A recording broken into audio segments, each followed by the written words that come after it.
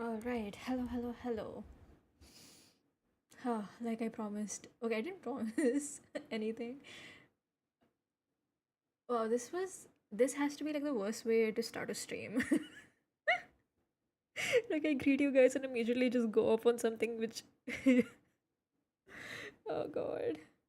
What I was trying to say, like I said yesterday that I would try and stream today. I am streaming. As if that wasn't already obvious, but I've been doing this for like a while now. Like it's been a year at least, right? Why am I still so bad at this? I like how do you start a stream, right? How do you do that without being awkward? Do you write it down? Like write down what you want to say? Like do you make bullet points or do you just write down an entire script like hi guys blah blah blah blah blah blah blah? Maybe I should try doing that. But I'm pretty sure I'm gonna manage to like mess that up too, because like I'll just start stammering and stuttering and just it just be so obvious. Oh boy. Anyways, you know what? Let's just get into it because these Star Rail streams, they take a while. God. Right. So let me increase. Okay. What? Do I have my volume turned off? I think I have my volume turned off for some reason. I cannot remember why. And yeah, I was doing this event because I wanted to get as many Primo gems as I stellar jade as I could. My god, I keep saying Primo gems. But for now, Luoka, stop pausing. We have to go back to Amphorius. Amphorius? Amphorius? There you go. I've just like done bits and pieces of different quests instead of like completing the whole thing. Because reasons. Oh my god.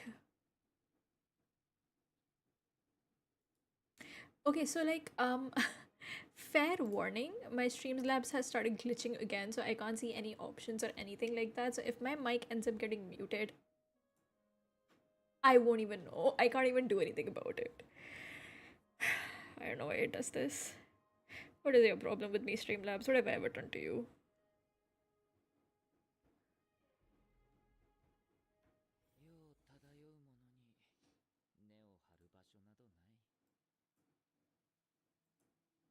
Okay.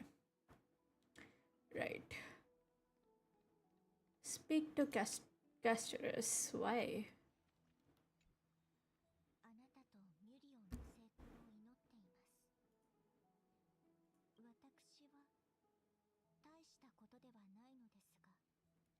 Oh right, we're gonna get Oryx's core flame. I don't know why they thought this was a good idea.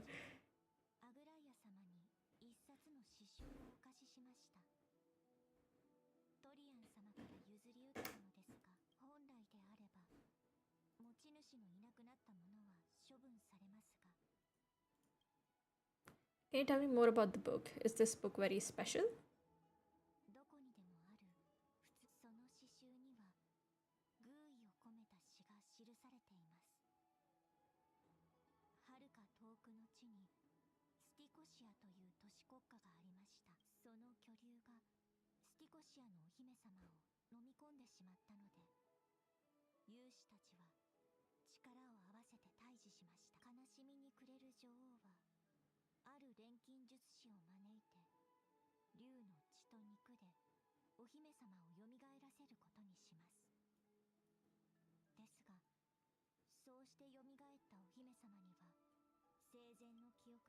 Okay, so this is gonna sound kind of like mean, but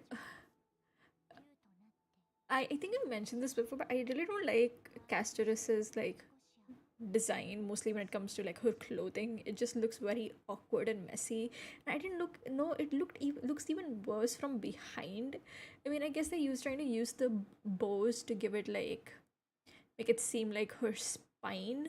But firstly, it's way too down. It just doesn't look good.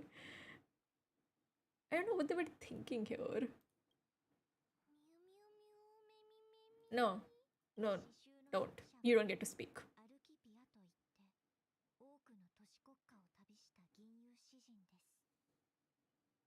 Like, look at it from like the front as well. So she has this crown and then she has flowers, and I guess that's like something to do with like death. Like, I get that. And the butterflies, okay, I get that too. But then these lines here are, I think that's supposed to be like her rib cage. But firstly, it doesn't mesh into the dress at all, so it looks very awkward. It also almost looks like something that AI would spit out. Then her dress, the way they've the way it comes together kind of feels like bandages. So it's like, are you going trying to give an illusion of bones, or are you trying to do bandages like a zombie? Like, what's going on here? And then the flowers.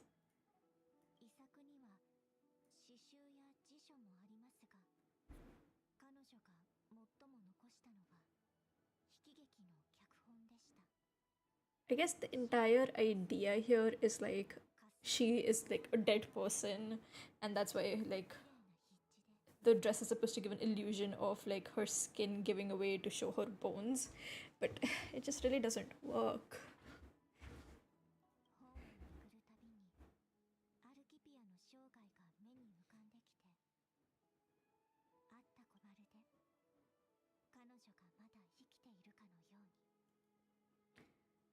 No one goes through life without leaving their mark behind.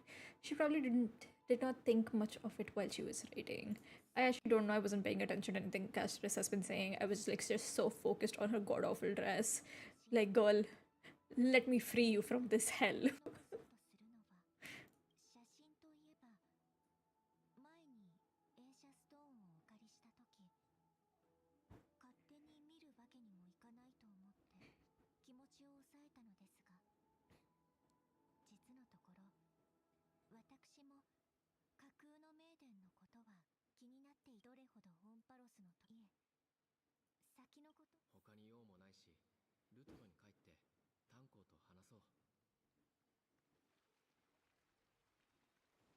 Okay, where are we going? Head to the private bath chamber and speak to Danheng. No, wait. I have no idea where I'm supposed to go.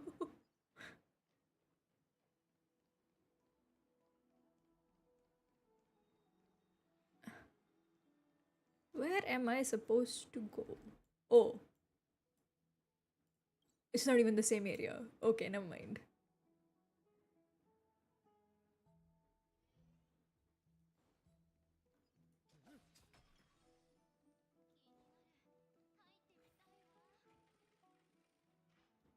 God, these stores open so slowly.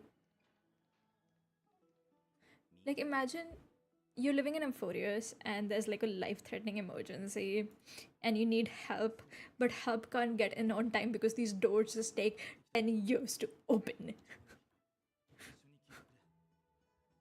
Hi, Sue, how are you?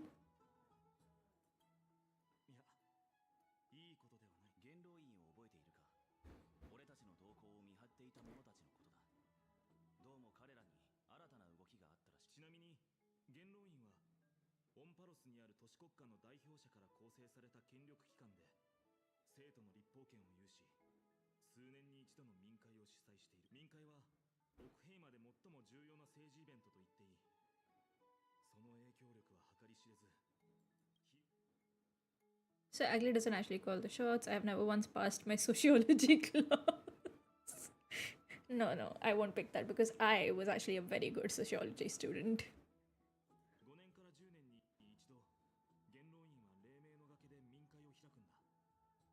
Pretty good, saw my favorite customer today. Ooh, why is this customer your favorite?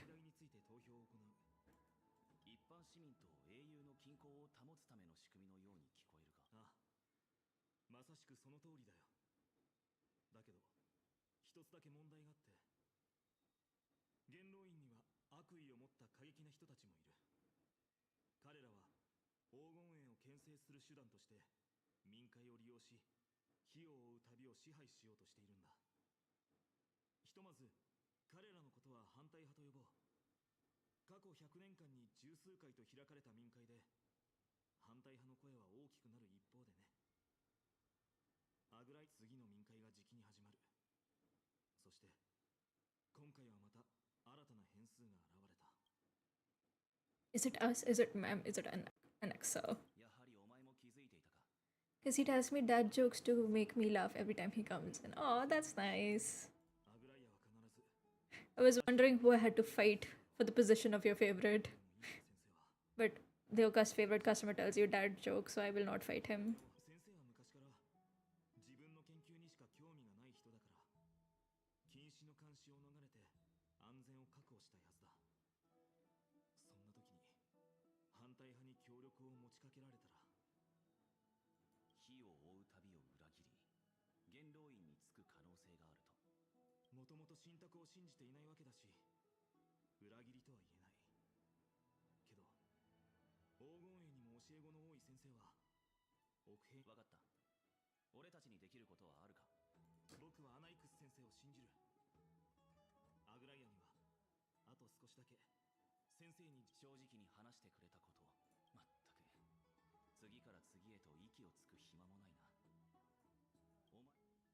Let's just take things one step at a time. I just want to rest right now. None of those things seem like they are going to be easy to deal with.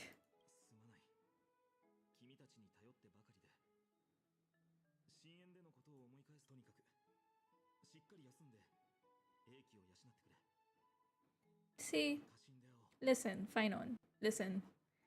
Here's how you plead for Annexa, right? We want him to keep his core flame because if he doesn't keep his core flame, he's gonna die. And if he dies, then there will be one less cute guy in the world, and that's not okay. So make your argument, Finon. Do something. You are the most MC to exist. Do something. Oh boy, what is this? Democratic politics has always fascinated citizens of different city states in Amphorius. When Oklahoma was first established, its democracy was limited to privileged minority. Oh, good God. A pol science lesson. Uh, Oh boy. I feel like this is gonna be important. Okay, where was I? When Oklahoma was first established, its democracy was limited to a privileged minority. No need to fight, he's an old man. He just makes working feel less stressful. Fine, I won't. However, through ongoing reforms, the Oklahoman Citizens Assembly took to the stage, transforming Oklahoma's governance into democracy for all, where the Citizens Assembly made every major decision.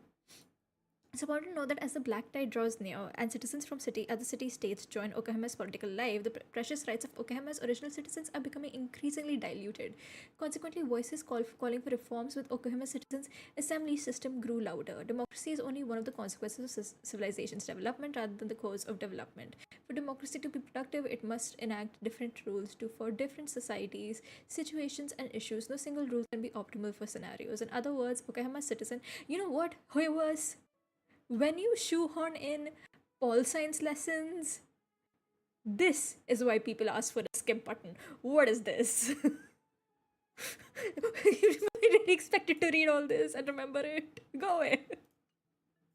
How dare you? I graduated high school years ago. How dare you try to give me a lesson right now? Wait, I see your hand.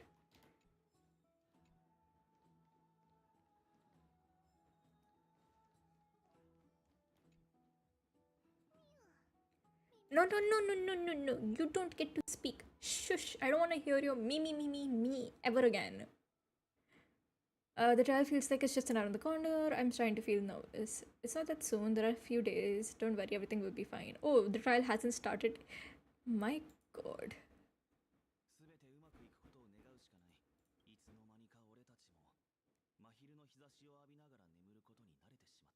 I really want to know, what do the other crisis heirs do? Like, okay, so we know Mayday is back home and he's fighting the black tide every single day, like every minute he's in battle. The hell do the other crisis heirs do? Now that there isn't a threat around, do they just stand around, chill while Mayday is just fighting alone? Like, maybe you can go and help him? What am I missing here? Like, what do you mean you have days before you have to take the trial for the for Oryx's core flame? I feel like I'm being messed with. I'm gonna skip this part. Before accepting the trial, you still had some time. Danheng was already used to sleeping in broad daylight. Oh, please, branch story options. It's not like anything I choose will ever make a difference to the actual story. Don't lie to me.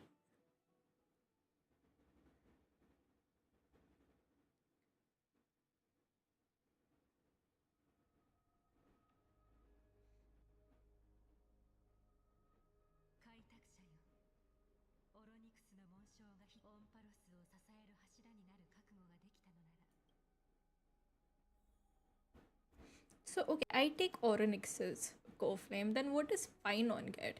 So, because it's like Aglia is the thread person. I don't know which Titan she is. Trian is Janice.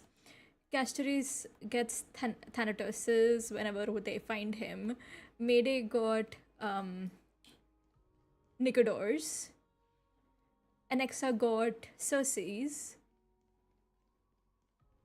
No, seriously, what do you get, my guy? And it seems that what's that guy's name? The sky guy, Aquila. He's going to the other pink-haired character whose name I can't remember.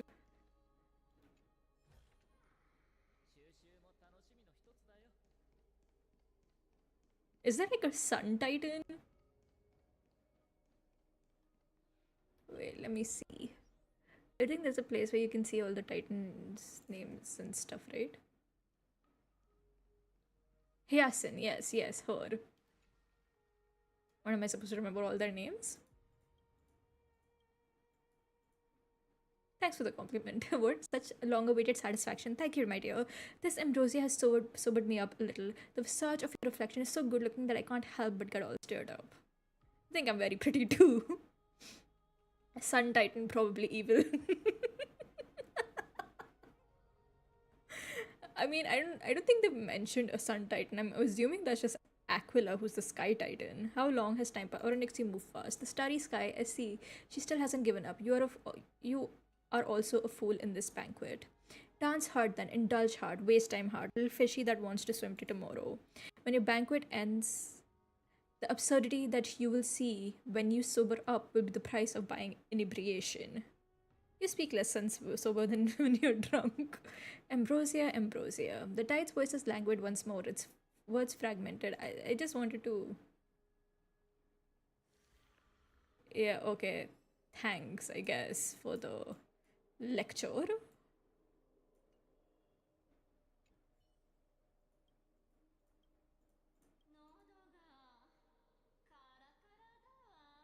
Oh, she's drunk.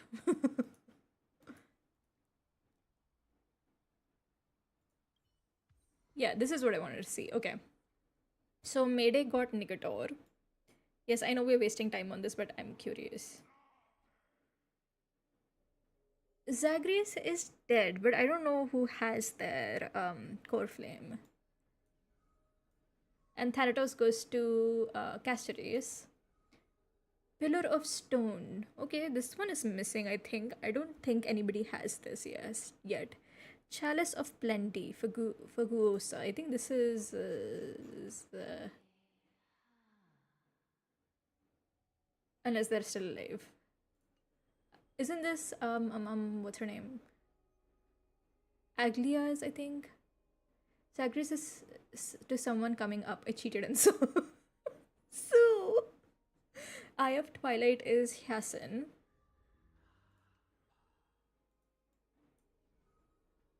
Throne of Worlds. He could get Kappa. He's getting Kappa. Like, look at this. Look at this. This appears when you have him in your party. This is the symbol that appears. Okay then. He's getting Kappa. Okay, we got the answer here. Oh no. Aglia has Nestia. Like, they're not even hiding it. Okay, never mind then.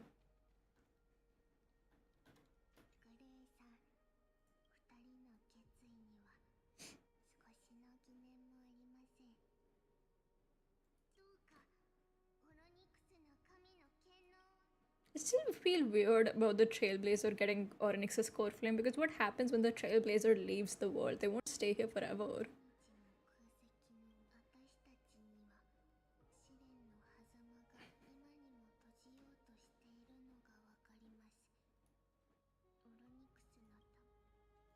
I do feel bad for Oronix though. They just wanted to be left alone. They were just like, please stop using my powers and just leave me the hell alone. I'm tired.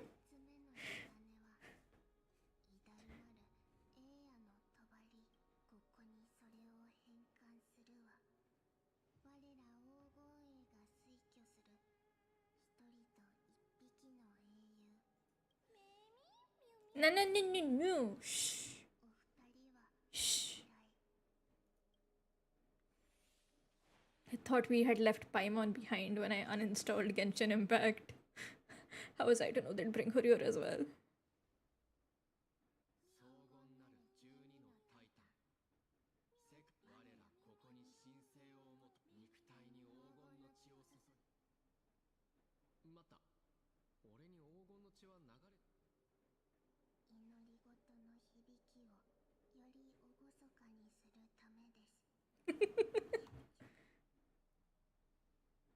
Zagreus is. Oh, right.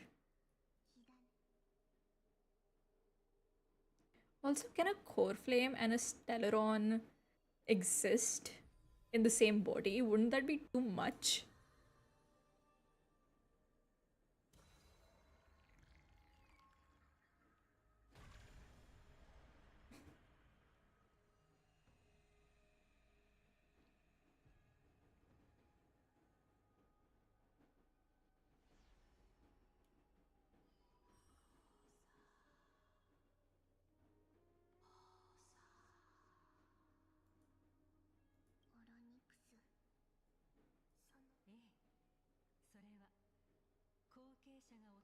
That's an interesting question, but they're going to gloss over it. Yeah, of course they are.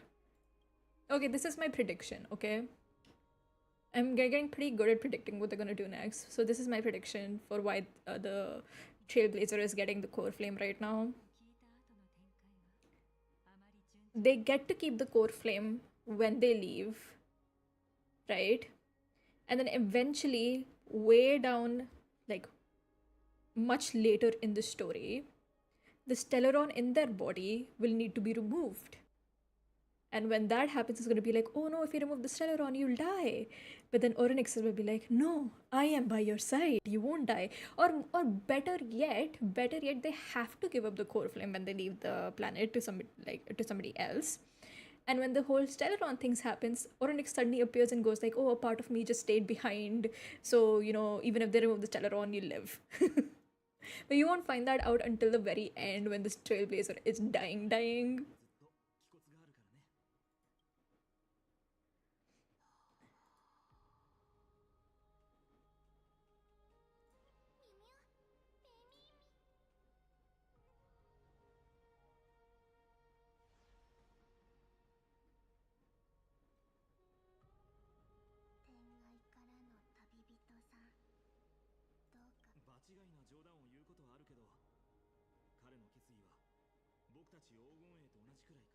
When are you going to succeed, sir?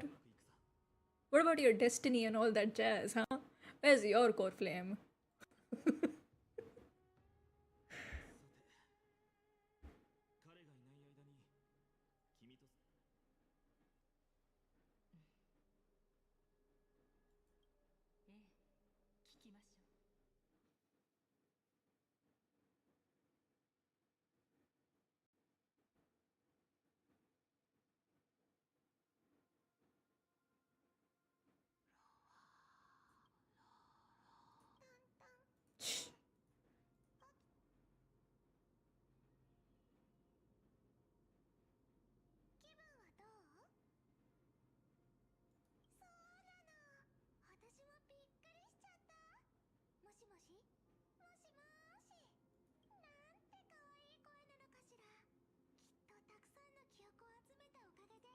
I mean, at least she's not going me.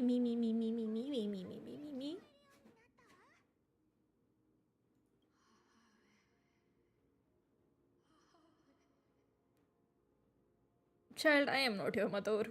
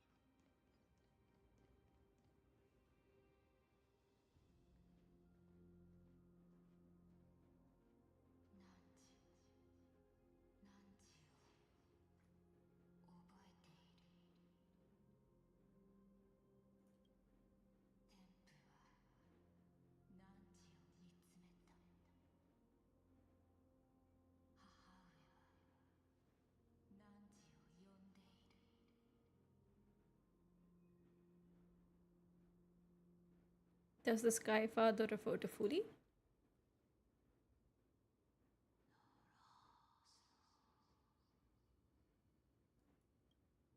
The Titan words are indistinct. Each syllable emerging from the mist seems to be cloaked in frost, symbolizing memory.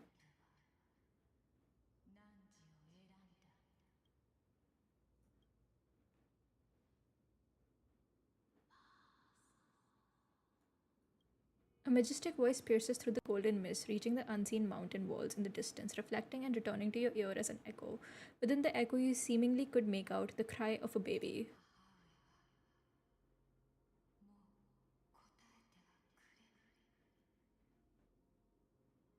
We've come to you because of something important.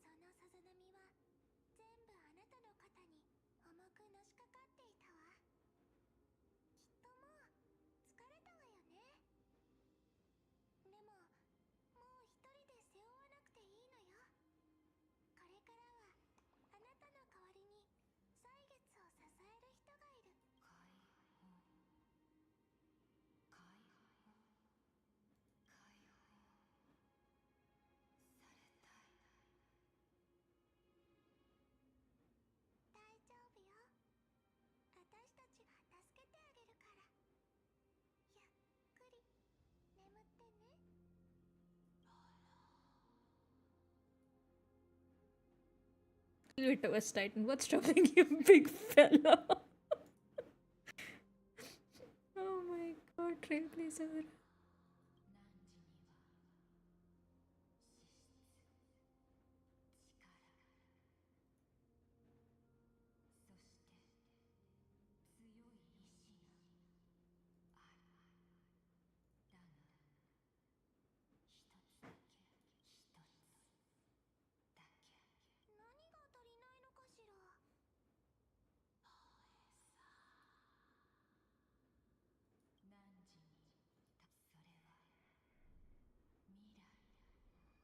Oh, yikes.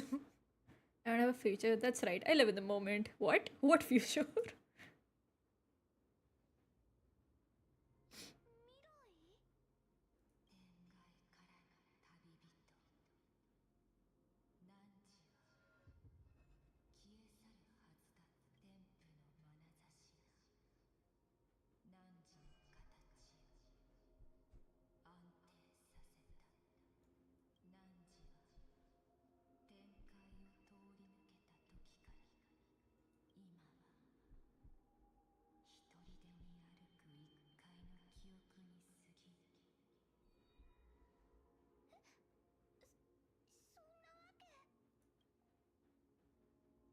Huh. Did that happen when they like crossed over and were hit? So they ended up crashing into the ground. Does that mean Danheng is also dead, or did Danheng survive and the Trailblazer is just roaming around as a ghost?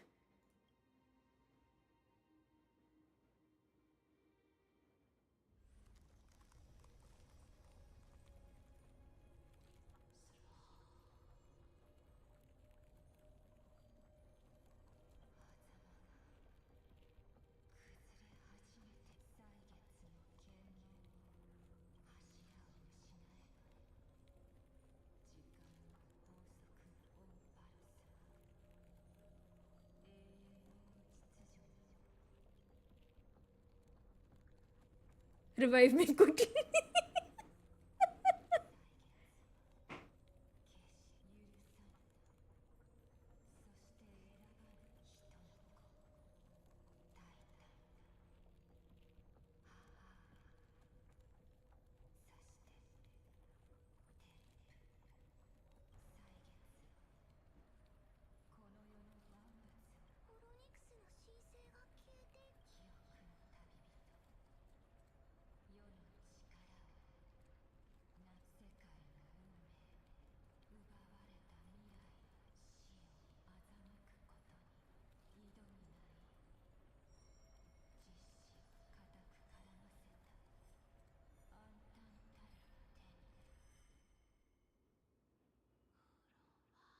Before the passing of the 15th entry hours, go forth and reclaim your future.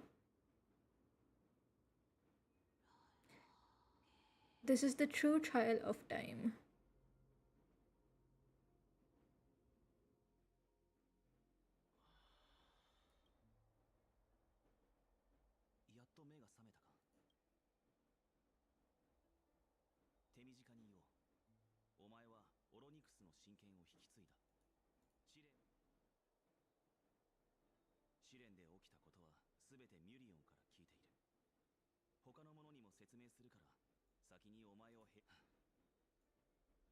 So, what about my superpower? Oh, Trailblazer.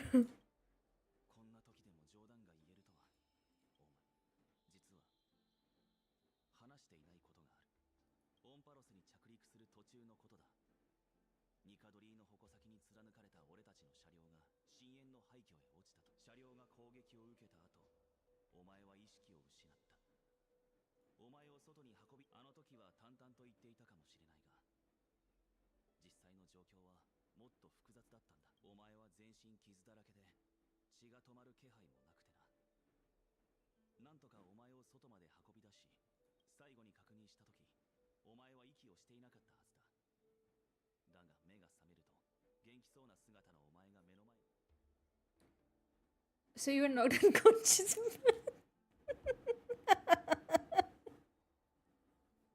Oh, Trailblazer. You really are the best MC ever. So I don't know if you guys can see it. Wait, let me check. Can you see it? Right, you can. So the first option is like very straight list, like how exactly did I come back to life? And the second option is haha, so you were knocked unconscious by a rock. Oh boy.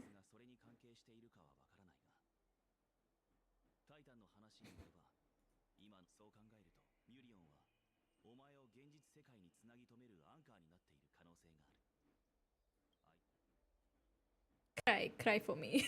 Stellaron, do something.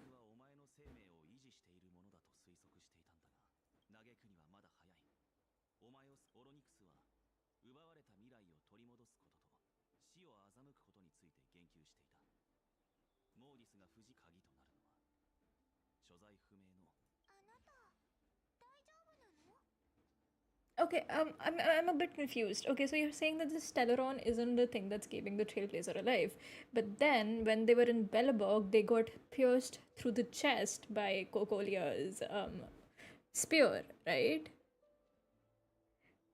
So how did they come back to life during that point? Because their body completely healed and they were just like fighting. So did they not die then? And if they did die then who saved them? Was it another Aeon? I have so many questions.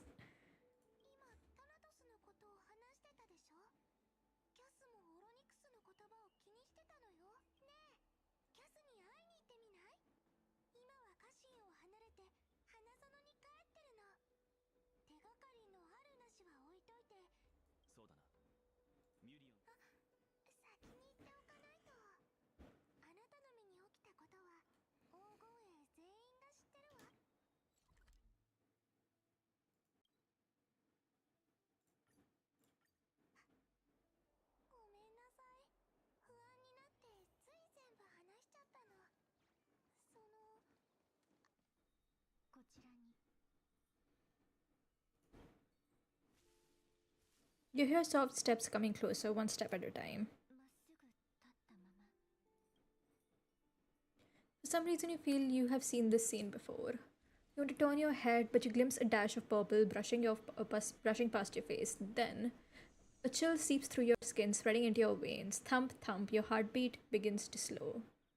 At this moment, I just want to, remembering the near-death experience, gotta stay on it. Spin around immediately and give Castorus a scare.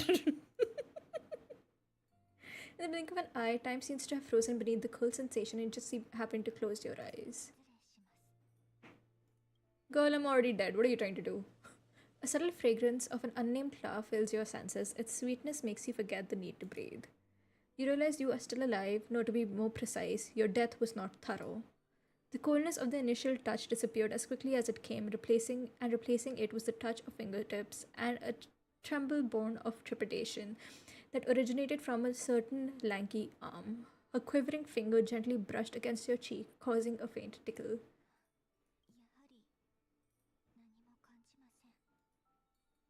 Yes, because I am dead.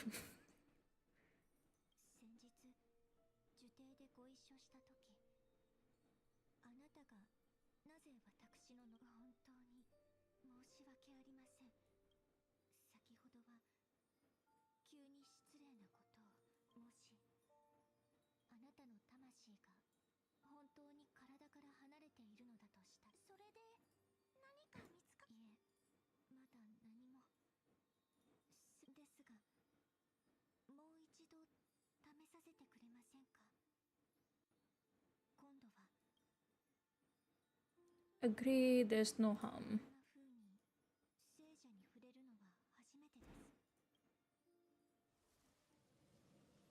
Cassius once again places her palm on your face. Her shivers calm somewhat this time. Did you discover something?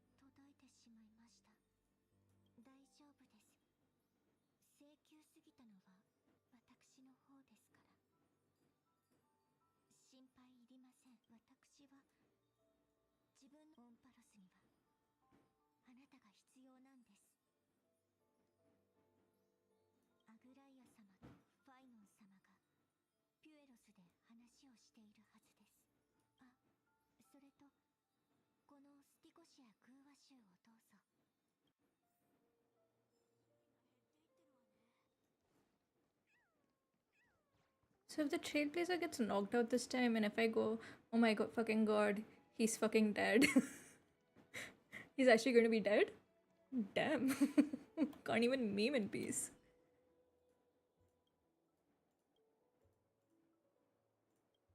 Wait, what?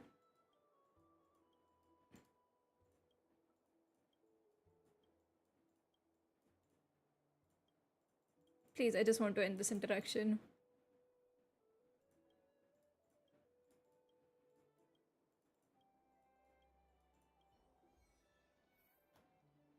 Wait, what?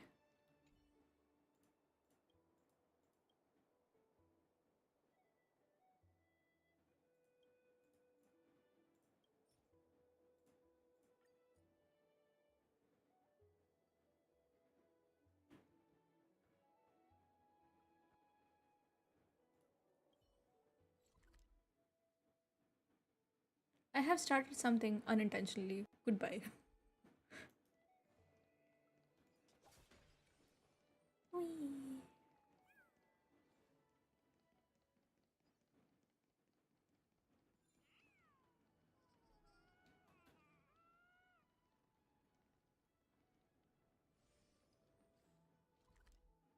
Why am I running?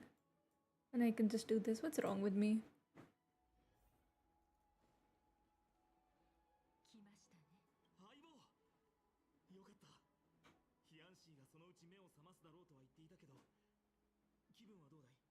The way he said Aibo. Listen, we get it. You are the most MC like character to ever MC, but can you chill? So the entire world knows about this now. Excuse me, I need to drink water.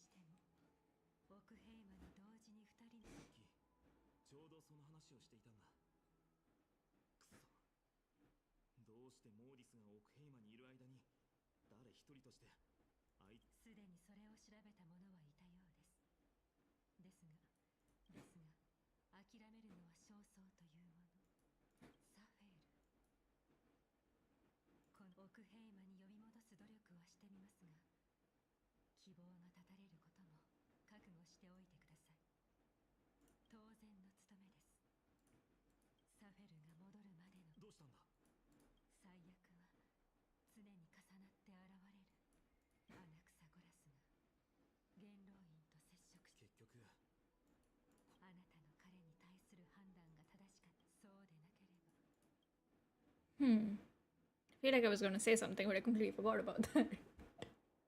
See?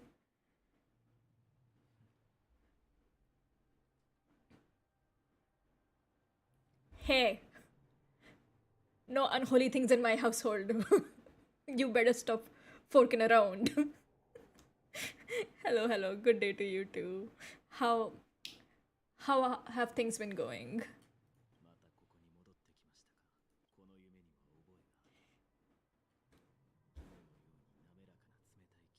Gotta say, that is one pretty man. He really does remind me of Liphe though. Like a more wizardy Liphe.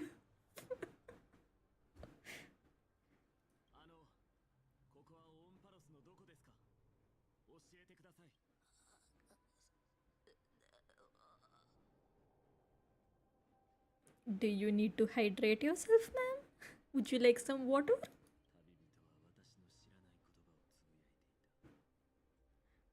Oh god, I don't think that's a language you just heard, but okay. It's going. I get that. I get that.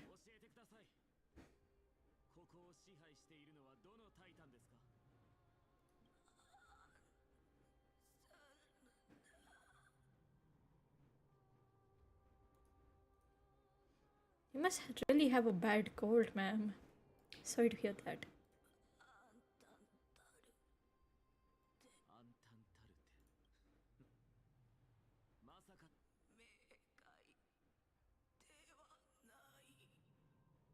I kind of feel bad asking her question. Like, okay, I mean, I'm not the one asking questions. Alexa, can you be a little more kind? Do you hear her voice? She's clearly struggling.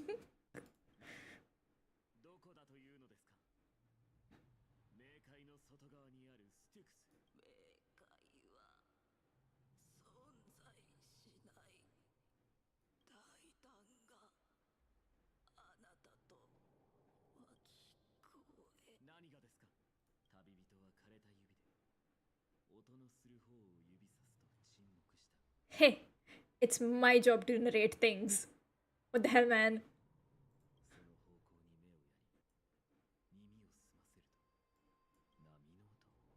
Everybody wants my job nowadays. What the hell? Like, if you start narrating, then what the hell am I supposed to do here? Just crack lame jokes?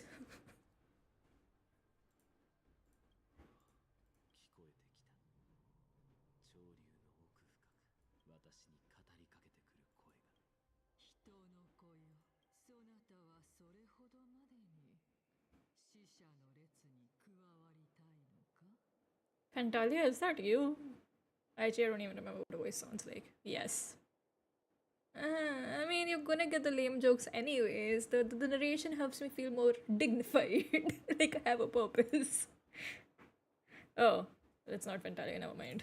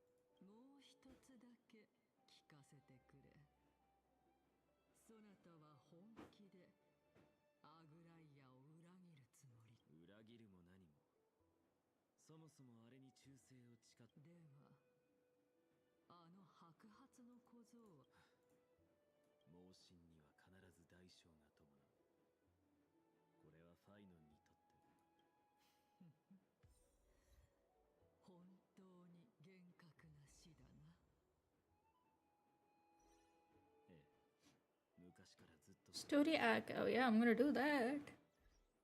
So I realized that apparently they've had banners for it's so funny. They've had banners for Castorus, Mayday, and Alexa as well. I remember seeing somebody like Alexa in somebody's team when I was doing when I was farming for relics. And this guy's barely been in the story and he's already they already had a banner for him. What do you mean? And Final just came out. I mean, I guess like if they released him earlier, then they would have given away some plot points or something. But still.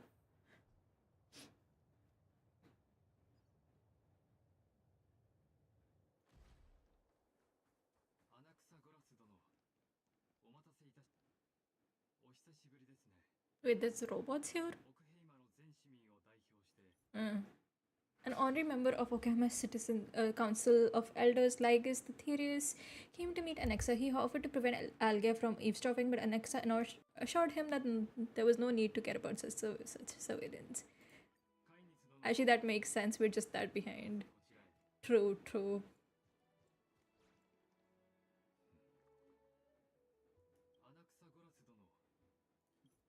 Alexa and Lygus discussed the fall of the Titans. Alexa believed that the dying was a process for the Titans. If he who bore reason in himself were to inquire, the fallen Kefahel would have no cause to refuse him an audience.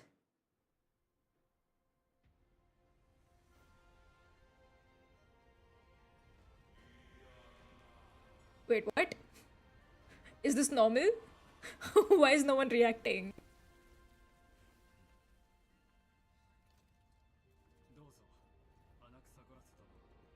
Early drop to check if people pull, cause Backstory or straight to the kitten. Hmm. Man, I wanted to get Mayday and Alexa, but I guess I'll have to wait for reruns.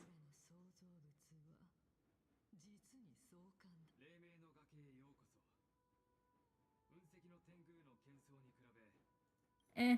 Cersei praises the beauty of the dawn cloud, and Lygus welcome the visiting titan. While waiting for Canis and the others to arrive, Cersei and Alexa were free to explore the vicinity. Okay, let's see, what can you do?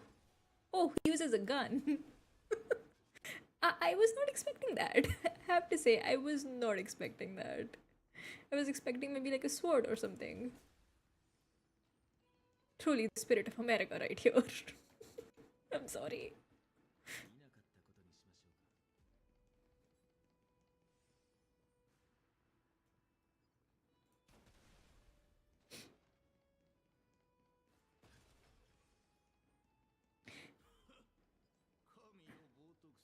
The only other character I know who uses a gun in this game would be Kafka, right?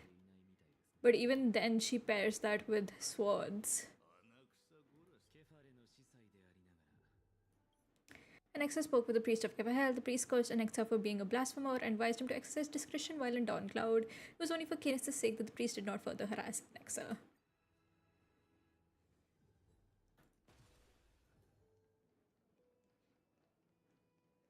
Oh, right. Oh my god, I completely forgot about him. Boot Hill. Oops.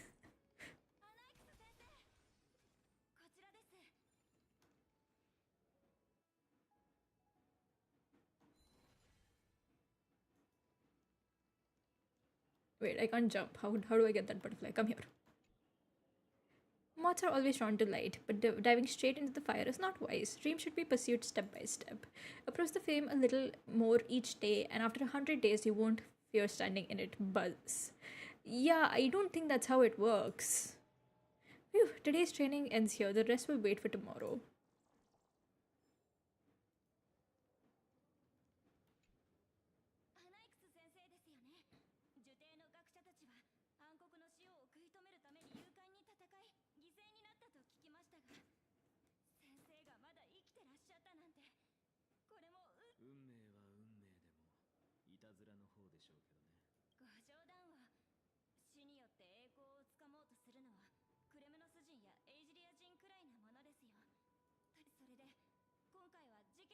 Yes, I'm gonna skip this.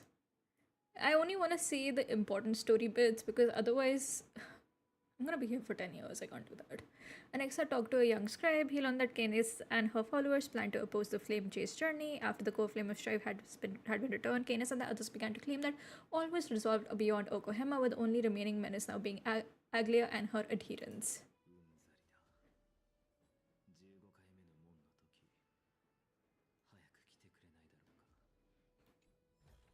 Truly, in a time when the world is ending, don't you just love having politicians around?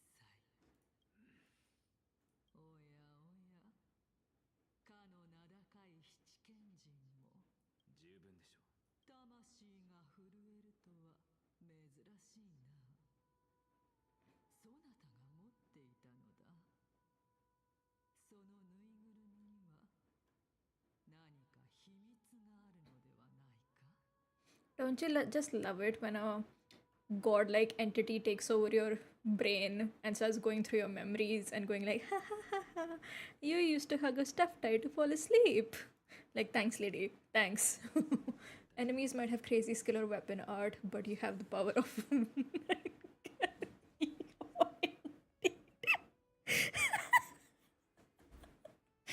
Oh boy. Truly, bringing a knife to a gunfight situation here. Oh boy. 私の頭を探るの5歳の年になれば答えがわかるでしょう。見渡す限りの暗黒の死。幼かった私はその結末を受け入れられず、助けてくれるよう何度もタイタンに祈りを捧げ。それがそなたがええ、まさに。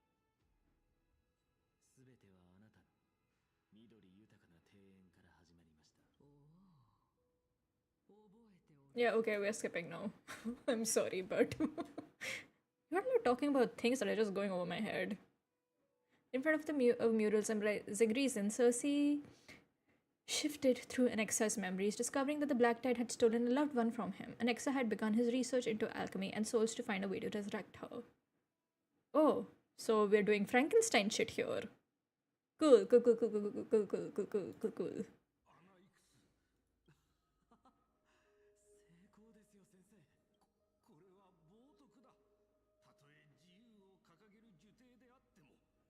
君を家系に Oh, he did it? He resurrected someone? There's a Frankenstein's monster running around. Is it Casterus by any chance? 君のその肉親は今どこにいるのかね。早く彼女を樹底から連れ出し、誰に安心してください先生。私今もこの世にはいません。それはどう考えが甘かったのです。片目程度の代償でタノトスから死者を10日交換。私が得られたのは姉との最後の会話だけでした。Equivalent exchange. Boy, did you never see Full Metal Alchemist? Huh? That never ends well. もうこれ以上の研究はやめるんだ。私だって自分のだから約束してくれ。二度と禁忌に触れないこと。そして二度と。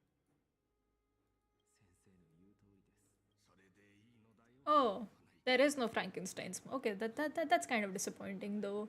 Like you present this premise that oh, maybe Anexa did bring someone back to life. Maybe there is an undead person walking around. And instead of maybe, that should have been definitely, and that would have been so cool. Whatever.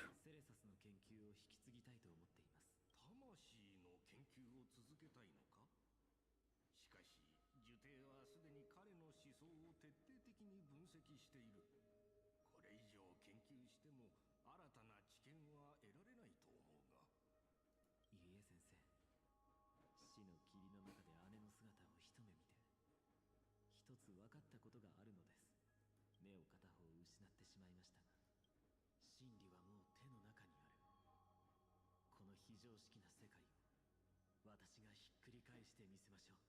Oh, so you actually haven't learned anything from your Full Metal Alchemist experience. Okay. その熱い眼帯の下にしかし今の物語は答えはその中にありました。こんなことすら理解できないのなら私の物語はここまで。次はあなたの番。我としても己の過去を語りたいのだ。おや、偉大なる理性のタイタンが己の覚えておくといい人の子よ。なるほど。無知であるからこそ。それだけではないぞ。我の義アナイクス様。何か独り言を言っていたようですが、まるで狂気に陥ってライコス様のお言葉を伝えに参りました。飼い主様がようやくですか。ケファレ、ようつか。もしそなたがまだ終わりを迎えていないのなら、反逆者の詰問に。まさか本当に飼い主さん。 Wait, so Caphael is supposed to be dead, but then whose hand was that? あのカナオリ様に不満を抱いている人は少なくありません。 If that was Caphael's hand, does that mean that they've found a way to use it to transport people to the Dawn Cloud? And does that mean they're basically using a Titan's dead body as they like? This is kind of dark.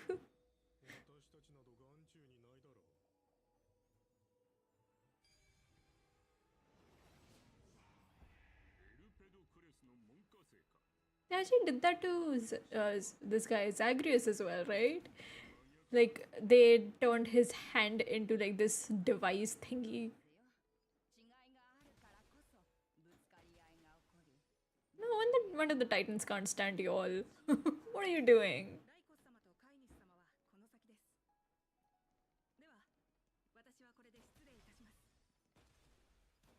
What are you shooting at, sir?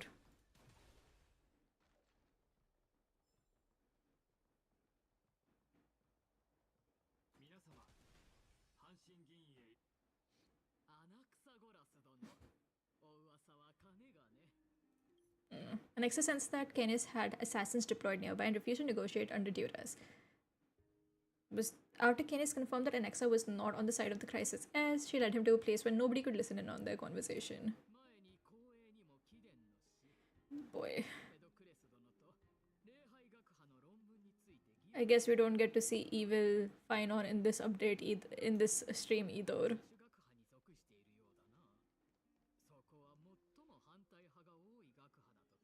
Yes, I get it. You're evil. You're hungry for power. Can we move on?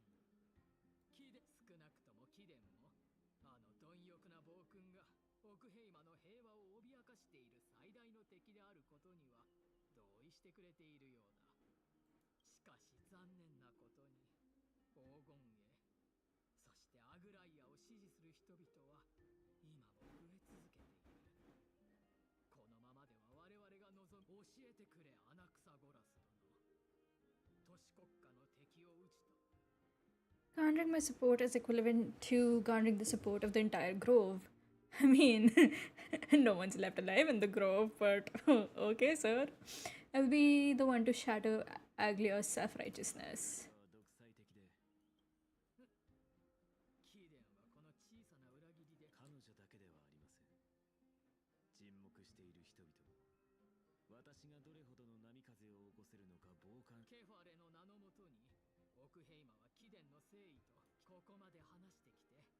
貴殿もこの弁論からどのような利益を得られるのか分かっ元老院は奥平和の全市民に永遠の忠誠を誓っている。そこでバカバカしい。私の忠誠に証明など必要ありません。お二方が礼儀にのっとってお互いの手を取り合う場に立ち会えたことをとても神霊の慣習の名において金織のあぐらいな殿がこのおや、今日は客人が多いのだな。カイニス殿はさぞ悔しいでしょうね。高い外城に位置する元老院だというのにまさか奥の手を残していたとは。今回は教えてくれ、アナクサゴラス殿。もしアグライアが盟友となった貴殿を元老院の方々は私と世間話がしたかっただけですが、そんなことをしてしまえば元老院の威厳は地に落ちるでしょう。その上貴重な日や二つになりますね。次の民会では死と共にある少女も私たちの味方になるのだ。それは重要ではありません。私には私のやり方がある。アグライアが今日囚人監視の中で私を連れ去るようなことがあれば、明日にでも元老、それはあなたが望むことではないでしょうだがこれだけはよく覚えておくことだ。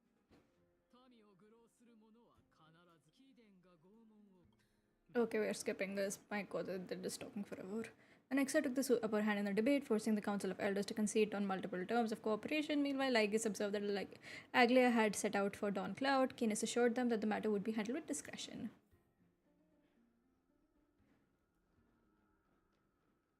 Hello, Mr. Roboto. やはりいらっしゃいましたね。実際あなたは無益な弁論などせずに直接私に断る理由などあり。あなたにはないのでしょう。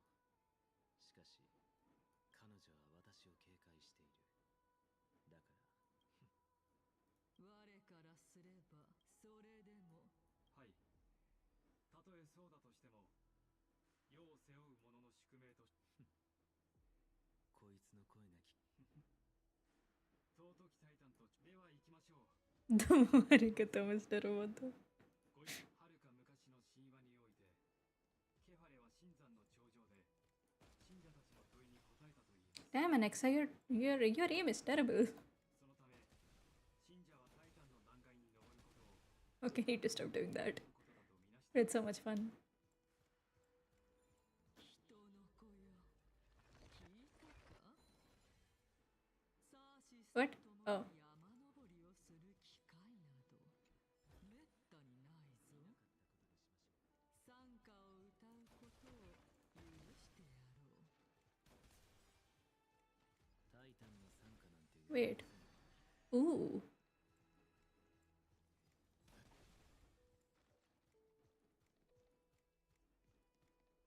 I'm glad that unlike Genshin, I can't fall off here. Otherwise, I would have fallen off. Most definitely would have fallen off. Fate has guided you to my hiding place. Buzz. Fate is like the knot tied by my master or thread spun by my lady. They intertwine and weave to form the bonds that connect us. And it's these bonds that led you to find me, Buzz. Okay.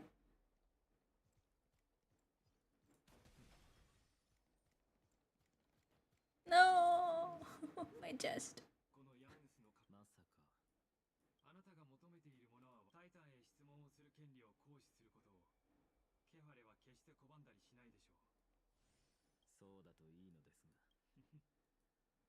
正義の子が常識に反する世界に相対するとき、あなたがこの滅びかけた世界に真の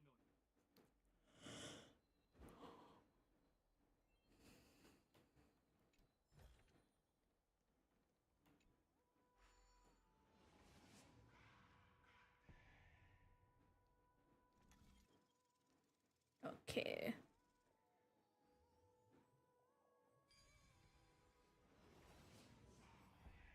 黎明の崖を登る。いい眺めだ。Alexa climbed the Titan cliff but had to stop several times along the way due to migraines. In the space where his soul lingered between life and death, Alexa bore witness to the souls that did not exist in the mortal realm. don't want to see creepy ghosts.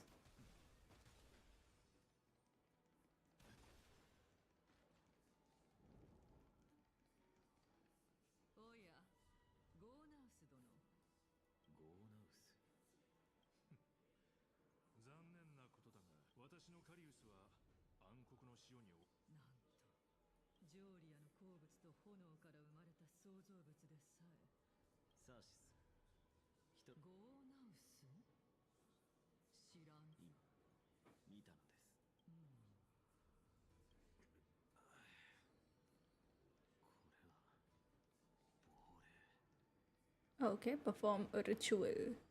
Offer greetings to Kapahel. Perform a prayer ritual. Let's try that.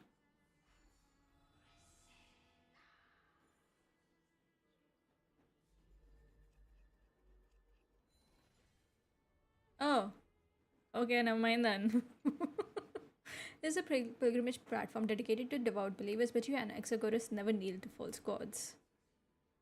What other god do you know to claim that he's the false one?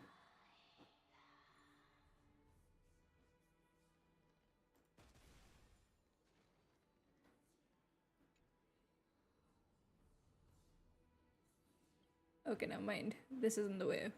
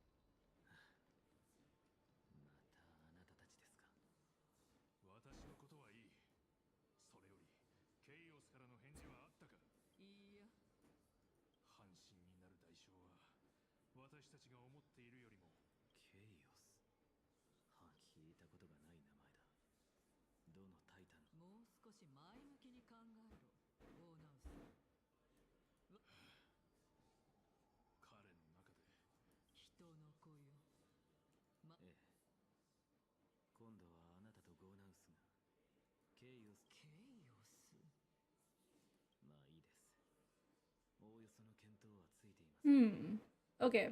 Could it be that the current titans were initially humans who inherited the power?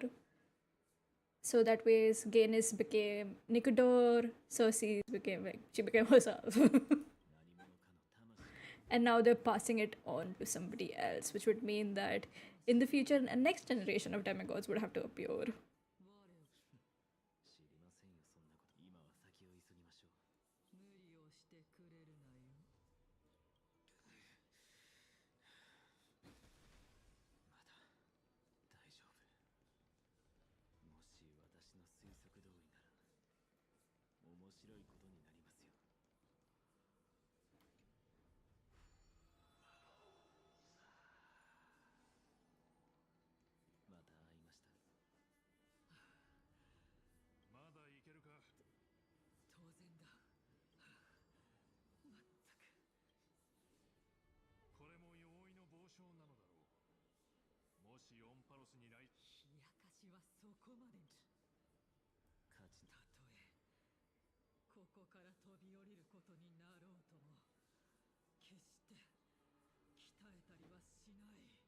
She's just like me. Mm-hmm. Mm-hmm.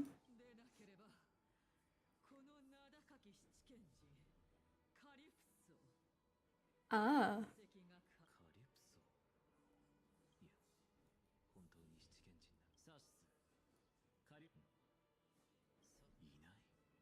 So I was right. The Titans, unless this is like somebody else's memory, but they just have the Titans kind of like photoshopped on it. But then, why would Alexa know who Gaines is? I mean, what Gaines looks like.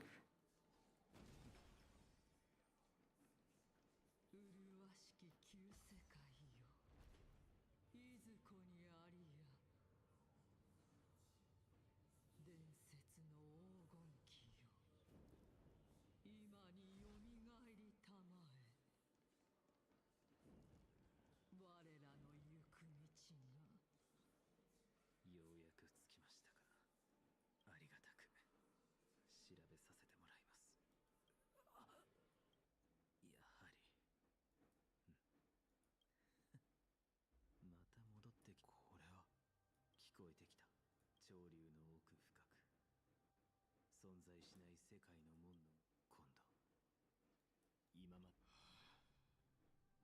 そろそろ落ち着いたらどうだ。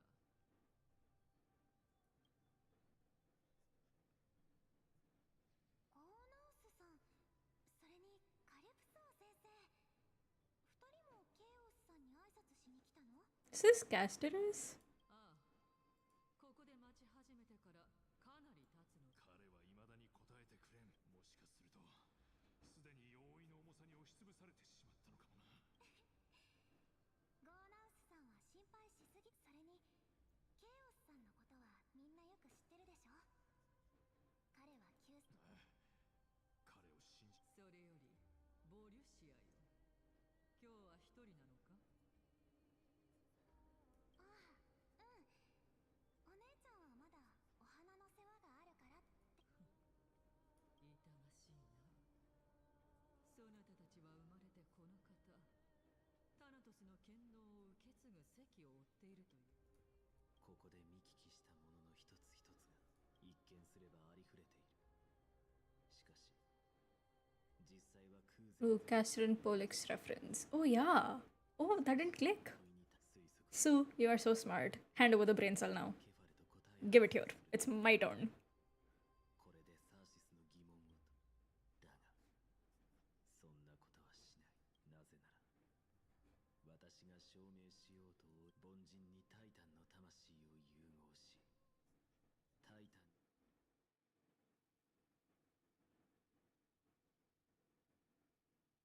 Why are we going to Danheng's POV? 何を考えてるんですか？ As long as I get back in the morning. Yeah, you can have it back in the morning. I'll be sleep. No, wait. No, wait. No, it's evening for you. Hey, していただけだ。 you might need the brain cell for work in the morning, but I too work in the morning. Then again, I have been surviving without the brain cell, so sure, you can have it, but then I want it back in the evening. そうなんですか？特に驚いてるようには見えませんでしたけど。昔のことだ。伏せ昔のことですか。あの日、私はここに立っていつも Nice. I'm glad we could come to an agreement regarding the brain cell. 一番近い場。天空の司祭が理性のタイタンの地で学問に励んでいるのはどうも直感に反する。理由は簡単ですよ。人間が英語 What are these guys doing again? Danning arrived in the grove to search for clues about the world beyond the sky. He met Hyacinth, who has been investigating the grove. Instead, the two of them decide to work together and also look for clues about the Death Titan. Okay, I'm gonna skip that. 昼に慣れてしまうと Let's get down to business.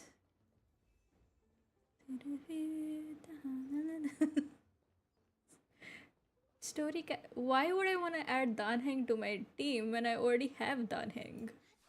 Though yeah, of course he hasn't been leveled up, but sure, why not? Why not, game? Okay, blonde twink, get out of here. Go away.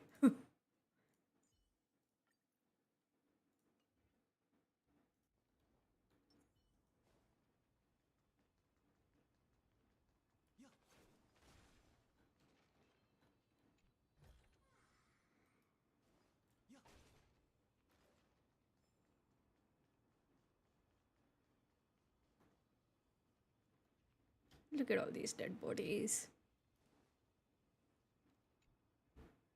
Behold this lovely exuviate. Our Lady Mnestia once spun it with familial love to create the first golden thread as tribute to Circe.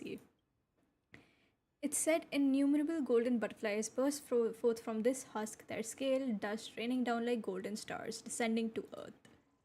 What joy it would bring to see such splendor.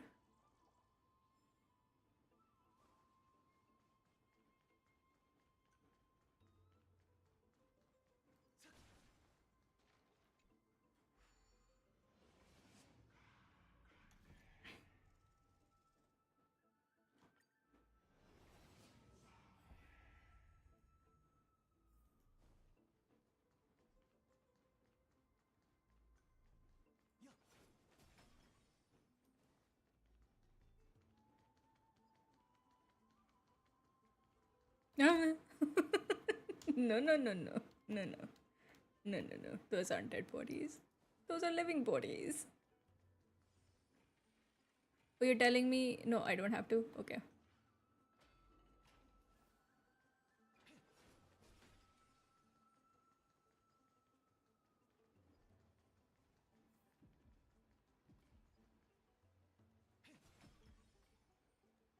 What's that sound? Oh.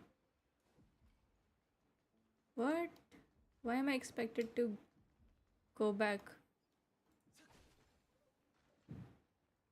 Ah, damn it. I do have to fight them. How unfortunate.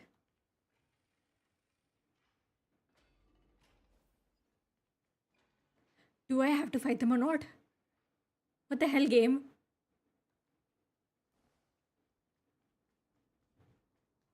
Oh, okay, I don't have to fight them. I have to fight someone else. How did I miss this?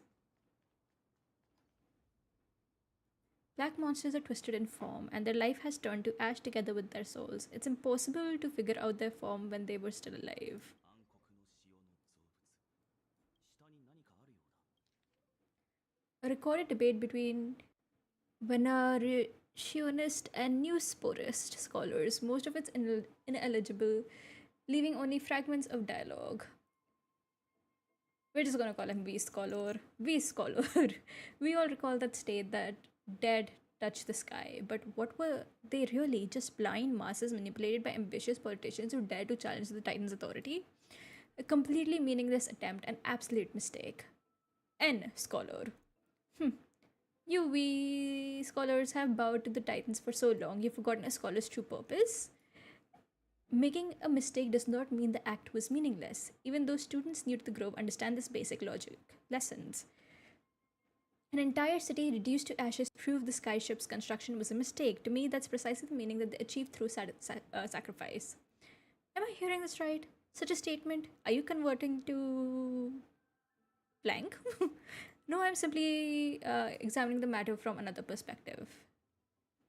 Eh? 樹底で天空について語る。とりあえずこの記録はしまっておこう。あれは So, what we're getting from this is the people in Amphorius created a city, like in the sky, and the Sky Titan was like, no, no, no, no, no, don't you dare. And knocked them out of the sky? Understandable, sir, carry on. Girl, come on now. なぜあんなに敵が。これは手伝うか。そうですね。冗談なのか本気なのかわからない。 You have to give it to the monsters, you know. They wiped out the entire grove, but as soon as they saw Hyacinth, they're just like, okay, you can have a conversation with your friends. We'll just wait here. We'll just stand around. No worries. もちろん冗談に決まってるじゃないですか。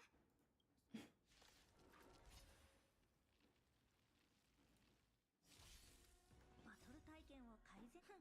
2倍速ってこんなもん。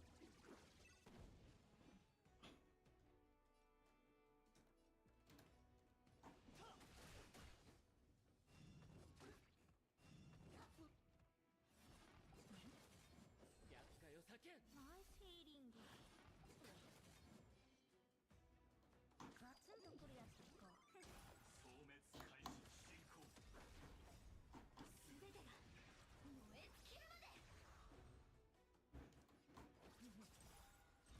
私は自分のサイリング。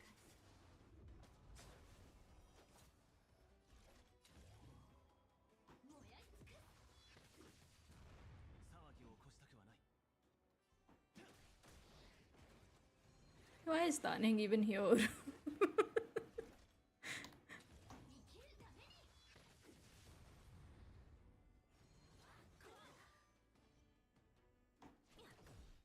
バトル体験 Yo, Luke, are you in the mood to perish or something? What's happening here? 天使を授けん。 Ah, there we go. 後悔しても遅い。これはた生だの死拒絶戦いじゃない。同点元気勝務一角。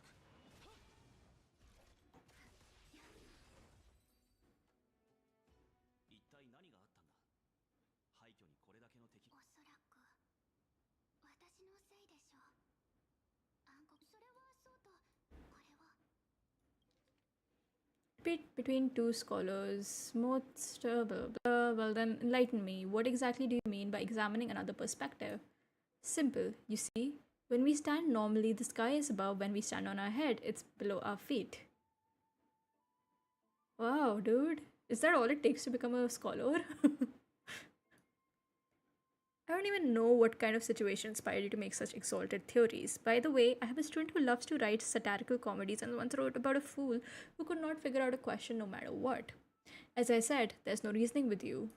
You're like Dromesis, huge yet always gazing downwards at the earth, while I want to be the wasp that stings the Dromesis.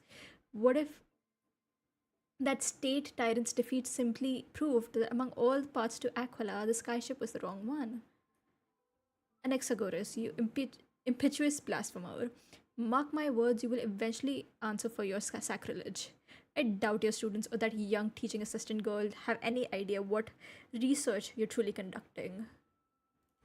アナクサゴラアナイクス先生が天空の子火を追う旅とは対立するかもしれかもしれないですが、まさか冒涜者がサーシスに選ばれるなんて。 So you're telling me that Anaxa gave up on his お前が mission to create his own version of Frankenstein's monster just so he could go after the Sky Titan instead? 本当ですか？見せて。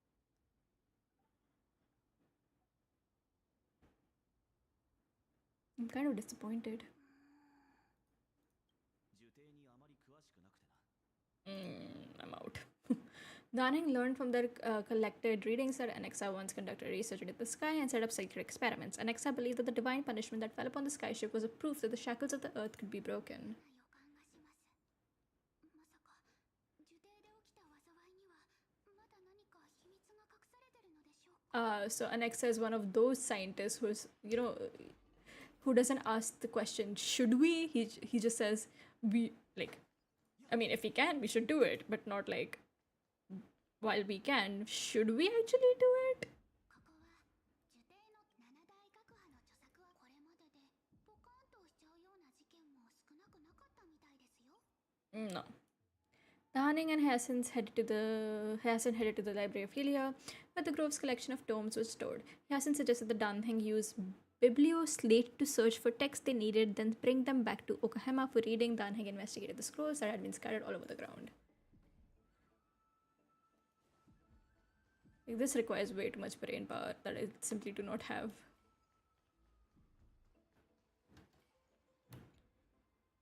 A record of the many research topics a Caprice scholar had applied for and the replies from their school sage about these topics.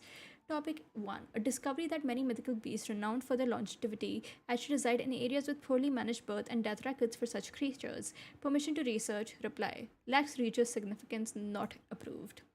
An observation of real plants within the grove imitating the growth patterns of nearby white triads. Permission to research. Reply. Falls under the domain of Lotophagist school. Not approved.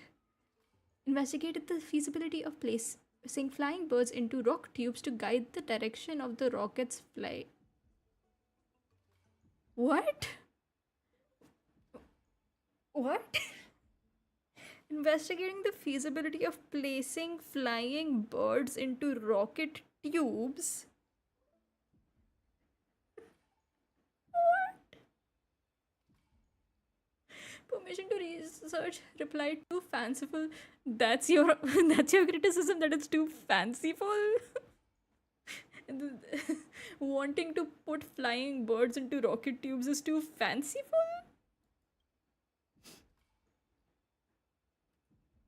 この忍耐力彼が暗黒の塩から生き延びられているといい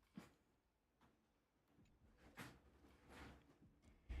These are complete letters from scholars about Anaxagoras, the blasphemer. There's a thick stack of letters. Based on the dust accumulated and the perfectly intact seals, the complainant did not even bother opening them and just chucked them aside into a corner. アナイクスについての資料のようだお化けなくてもわかりますよ。どうせアナイクスは神を敬わず、そんなに影響力がある人はい。何せヒポクリテスなんて呼ばれてるくらいですからね。タイタンは本当に人間の神に対する認識に合っていると言えるのだろうか。した。それからどうしたんだ？話を終える前に裁判にかけられました。とはいえ裁判とは名ばかりで実際は弁論するだけなんですけどね。第一の告発はあなたはタイタンたちが天地を創造し、山や川、海が神々の傑作であることに同意しますか？アナイクスの立場で答えろということか。神話によれば海、空、大地は全てタイタンの。もし先生もそう答えられていたら非難を受けずに済んだでしょうに。ですが先生は反対していた人たちは当然この答えに満足できず、あなたは研究を名目に魂を汚し神に。随分と物々しい非難だ。先生は一人でいる時でさえ眼帯をつけていて、それで固めこの世界の人々、特に神の血を宿した黄金栄はケファレの庇護を。幸いこの告発には証拠がなかったので、先生は挑戦者それぞれと論争を繰り広げ、最後の一人になった学者からこう尋すると、先生は数秒間黙って、タイタン。明らかに含みがあるな。まるでタイタンは偉大ではないと言いたげに。はい、あの騒動がどうやって収まったのかは知りませんが、そういえば苦情の手紙で思い出したんですが、根石の間。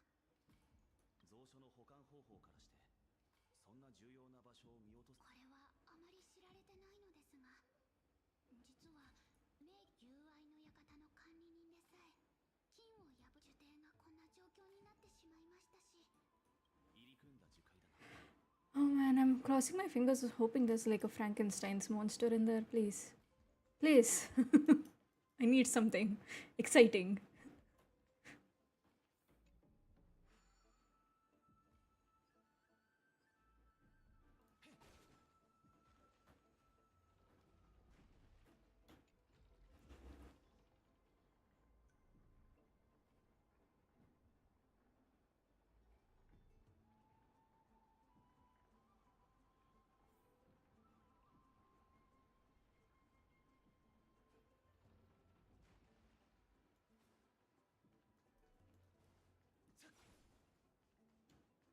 What? Is he just gonna keep running? Okay.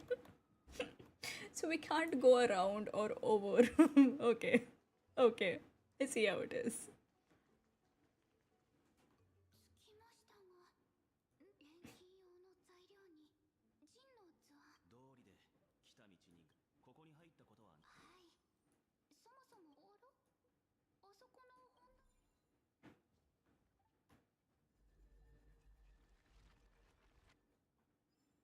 Why would the Black Tide want Anexa's research?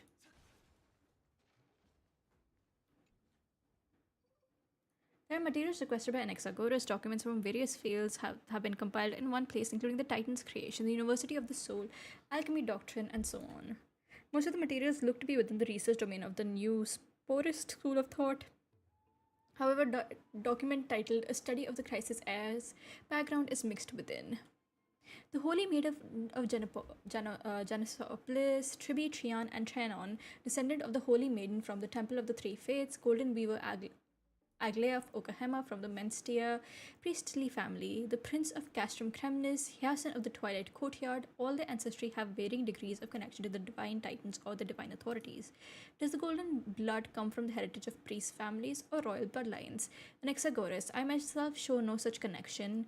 Cafahel the creator, what criteria did they use to create the golden blood to shape the crisis as? Yet Castor is the servant of death from Idonia. Her lineage is neither titan priest nor demigod, but she has walked the earth for at least a millennium with the power to grant death to humans. Where did this power come from? Another text speaks of dragon legends of Styxia. The alchemical extraction of the soul ripped from the dragon corpses is intriguing. Dragons appear to be the Titan's creation. Perhaps there's a way to reverse the process using alchemy to refuse human souls with Titan creations, increasing the purity and divinity of golden blood towards the absolute.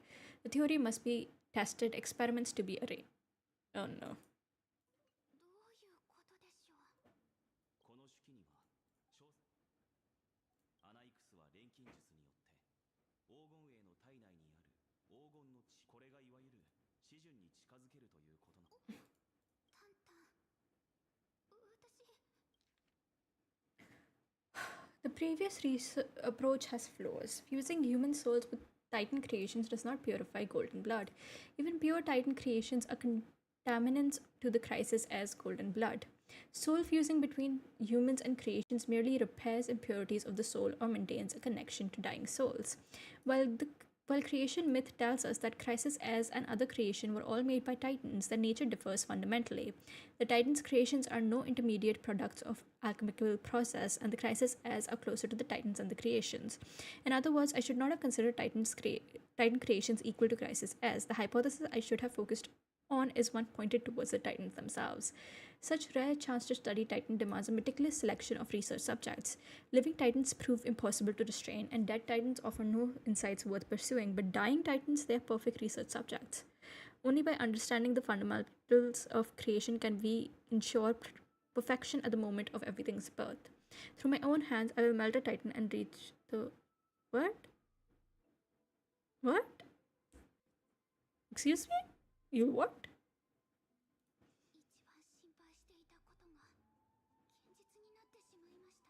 The cute guy is also insane. ここ Huh. まで調べてきた道中でなんとなく予感はしてたんですが、アナイクス先生の研究の中には俺の理解が正しければ。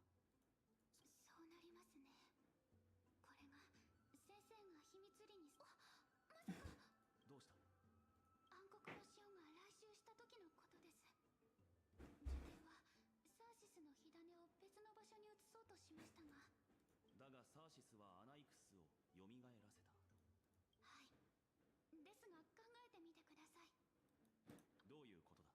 もし暗黒の潮が迫ってきてる中、自分の命が尽きかけていると、どんな代償を払ってでも得られ。暗黒の潮が侵入してきた時、先生が啓蒙の玉座に向かって、それ自体は成功したのか？いいえ、その後の反応を見た限りだと先生にとってもこの状況は想定外だったはずです。彼もまさか錬金術の思考がなくなってることが、研究がまだ終わってないことのその研究、別の使い。何に使うんでしょうね。待って。創造の原理を掌握し、万物を完全な状態で。You know, you could just text somebody about that. just an idea. You guys did introduce the concept of texting. You could just send a message like, hey, keep an X away from Cafael, he's gonna kill him. Like, and Agla could be like, noted. もちろん偽物だとも。これは昼夜が乱れた今、星空の理解がしやすいよう天文学者がタイタンの親戚を借りて生徒の空がケファレの黎明ではオクヘイマの空も。そう結論を急ぐな。多くの場合それは自己欺瞞ですよ。人々はケファレの創世神話もタイタンが紡いだ法則が適用されている世界で、空には彼らが投じた星空が満ちている。この事実にはもう気づいたというのに、なぜ私たちはこの偽りのアナイクス、君が私の心に疑念の種をまいてからもう随分。なぜ私は礼拝学派の賢人としてとうに根茎のように大樹とつながっているのだ。しかし最も重要なことは、死を目前にした私は黄金の血と魂についての考察をただ直感的に疑う。ですが私ならできます。先生、木は熟しました。そうだな、アナイクス。私もそのさあ、己の私たちは一体何者なのか。だから人の子よ、そなたがそれほどの手間をかけて。もし私が知性を持たれ。 Okay, hold on. I will be back. Give me 5 minutes. Oh, wait, I can't. 神々が信託を授けてくれることを。Right, I'll be back in like 5 minutes. I can't change the screen because Streamlabs won't let me. I'll be back. 人間なのです。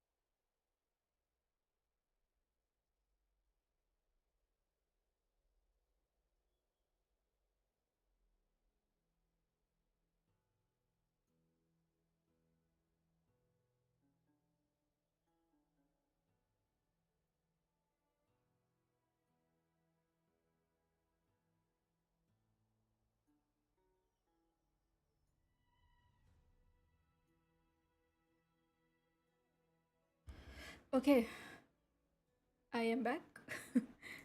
I genuinely hope you guys can hear me, and then because I muted my mic from my end, but because Streamlabs isn't showing me any options, I can't tell whether it also got muted on Streamlabs. So yeah. Oh boy. 率直に言うがこのような途方もない力の前では Right. 人間であろうと大地獣であろうと違いなどないのではないか。あなたもスティコシア人の話を聞いたことがあるでしょう。彼らは押し寄せる荒波に直面しても座して待つことはせず、波の激しさに見合った堤防を築き、狂乱するファジェイナに枷をかけたといいます。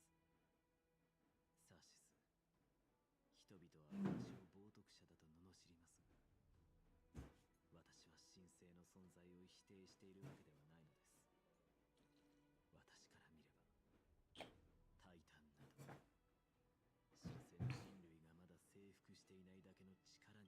おやタイタンに匹敵する力を手に入れようというタイタンの力だけで満足するようでは、私が掌握したいのは生命の根源にある法則であり、あなたのおかげで死は魂の終わりだという事実をさまざまな面から検証できました。しかし魂はどのようにして誕生するのか、私のその口ぶりからするに。いえ、もう結論は出ています。先ほどの死の旅でその回をこの目で見たのですよ。アナイクス先生、約束通り伺いました。一刻も早く。もちろんですよ。率直にですが、10日交換の原則に従い。構いません。代価が何なのかすら。死のタイタンの真相、これが私の人生で唯一。わかりました。待て、そなたはタナトスの所在。まず私はこれまで表面上だけ見ればこの2つのテーマには関連性がない。ですが次になぜそう言えるのか。先生は。ええ、今の私は生ける屍も同然。サーシス、覚えてます？あなた。我にそのような記憶はないと言ったはずだ。なぜならあれはあなたではなくカリプソ。それはこの娘の前で七賢人だというのもなおさら馬鹿げている。魂に焼き付いた記憶すら忘れてしまう。少しは頭をひねって考えてみてください。それが全て死者の聖者がそこに足を踏み入れることは絶対にできません。では答えは明白でしょう。 It really isn't. すでに滅びたあの英雄たちこOh, so I was right. そは Yay. 神々は無から生まれた創造主などではなく人間だった。どうしました？無論だとも。だがそれに、たとえそれが事実だったとしても。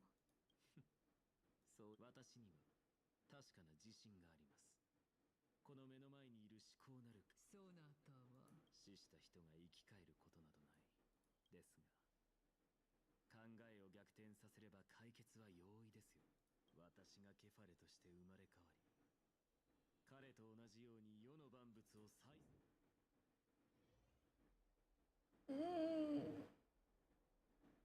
So is he planning to take?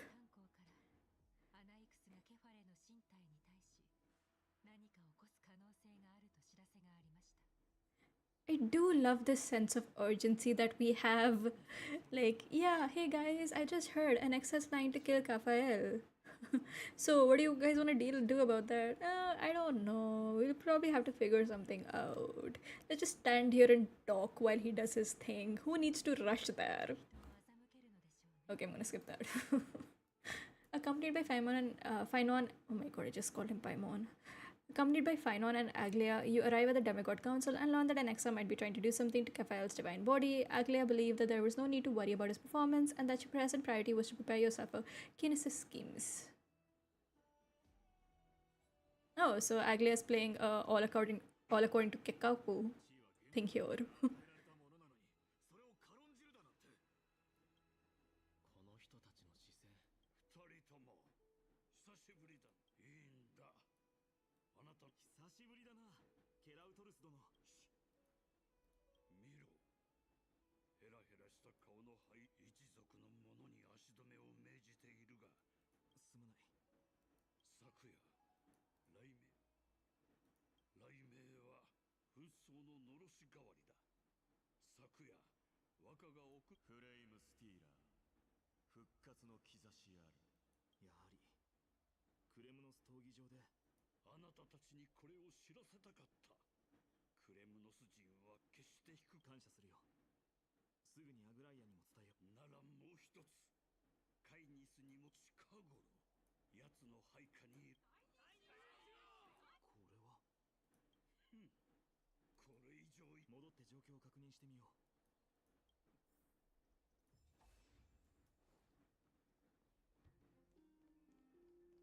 ケファレとタレンタムの名において、また神霊の慣習の名において。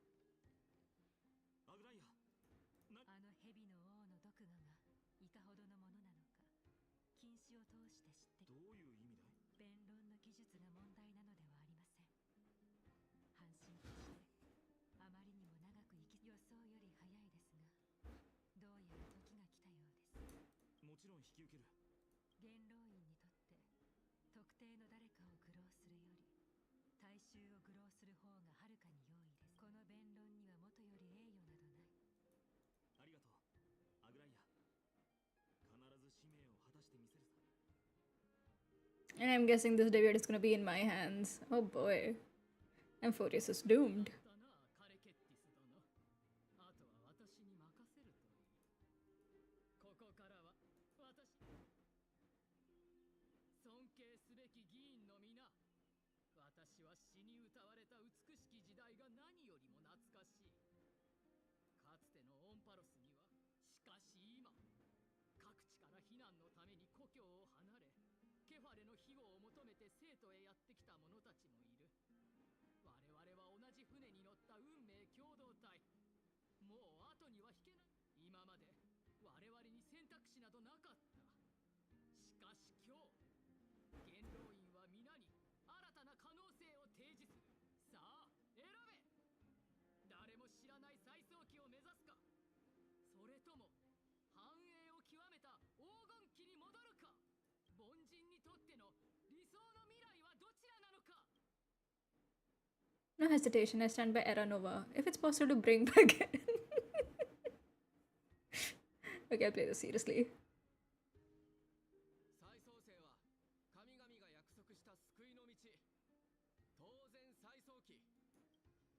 カイニス殿、黄金期はすでに終わった。それは誰もが知っている事実だ。最悪の三タイタンが誕生したからこそ黄金期は終わった。つまり最悪の三タイタンが死。元老院は根拠のない口約束はしない。見ろ、今私の隣に立っているのがその少佐だ。受刑七賢人が一人、アナクサゴラス。そしてエイジリアの死の女神キャストリス。この二人の英雄がいれば皆に黄金期を約束で。あいつら黄金栄じゃなかったか。元老院。あの人たちが内輪もめしてたのは知ってたし、アグライアが黄金栄全員を代表できないのも当然ね。黄金期、黄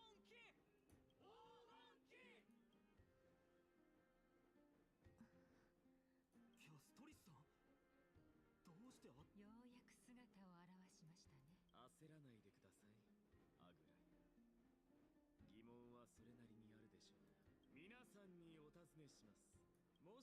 スの火種を手に入れ変換した後、誰も死の簡単だ。死をこの世から消し去り、オンパロスを万物が永遠に生きられる時代に戻すことができる。 But wouldn't that create another problem? Okay, let's say that you stop death, right? Then nobody dies. But then people continue to have kids, and those kids grow up, but they don't die. And then those kids have kids, and then those kids have kids, and then you just have a problem called overpopulation. How are you going to control that? Especially when there are just like so few places left in Emphorius where people can live. You're not very smart, are you? それはあまりにも都合が良すぎる。暗黒の潮の脅威が存在して、いいえ、違います。ケファレの火種は元老院が秘術。皆さん教えてください。この大ごそかな制度。 Isn't this survives? 火を消し去ればフレイムスティオクヘイマの民よ、参加を高らか。最悪の三タイタンが滅びた後、火を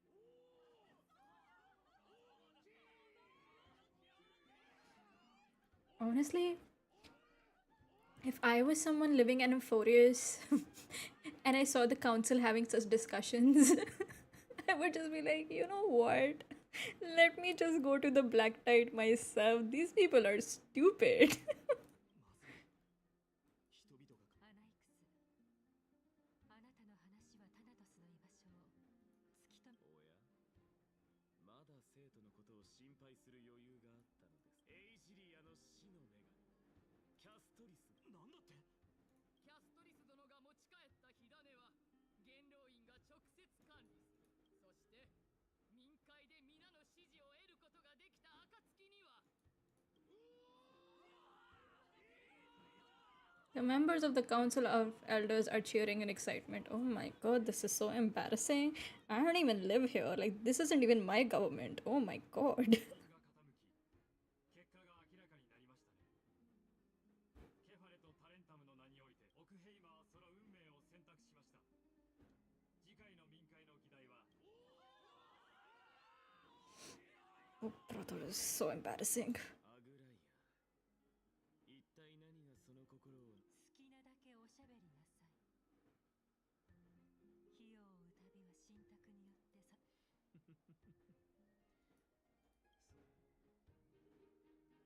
Degas announces the conclusion of the debate and the attendees part ways. キャストリス、一体どうなってるんだ。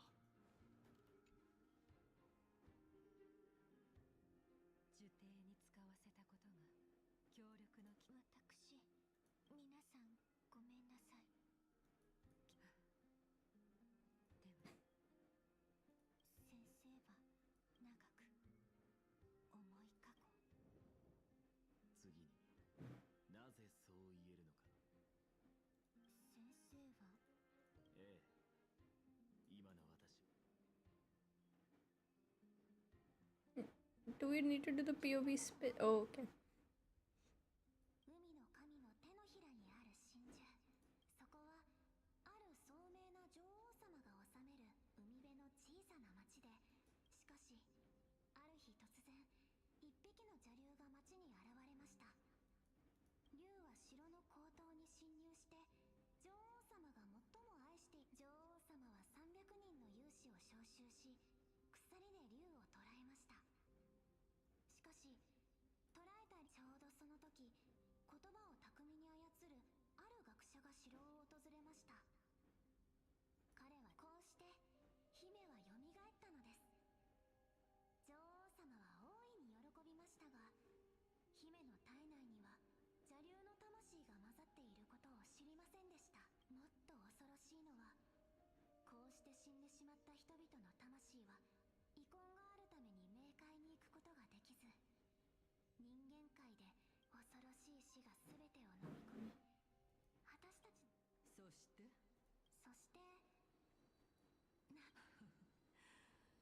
ボリュシアは相変わらずあれが過去の我だというのか。しかしこれは私が錬金術で作り出しおや、静かにこの恐竜。そうじゃそうだな。いわゆる錬金とは、確かに学業のために。だからその話は子供に聞かせるための偶話。偶話。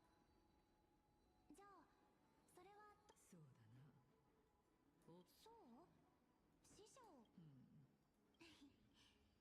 や、ただああ本当だ。お褒めに預かり光栄だ。もちろん。何かな。もし我が錬金の方法をそなたに伝授した、そなたは大切なものを読み変な質問。あ、わかっそういうこと。いるよ。ほう。人間はみんないつか必ず死ぬ。もし本当にそんな偉大なだって、あなたも私も私の番が来た。でも私は汝は凋落し、亡き者は死した炎がよみかわいそうに。他に解釈の余地はないのだろうか。残念だけど予言の意味はすごく明確なの。私とお姉ちゃんだから予言は双子を選ぶ。実に無慈悲だ。お姉ちゃんはもう覚悟ができてるけど、おかしいよね。もともと私たちどうしたらいいんだろう。ケイオスからこの試練は最後に行うようし。そうだ、未来試練に。だが不思議なのは、この3人の名がタイタンの誕生以前の歴史が本当に、まあそれについては以前カリプソ、そしてそちらの試練といえばゴーナウス、そなたの無論だ。だが乗り越え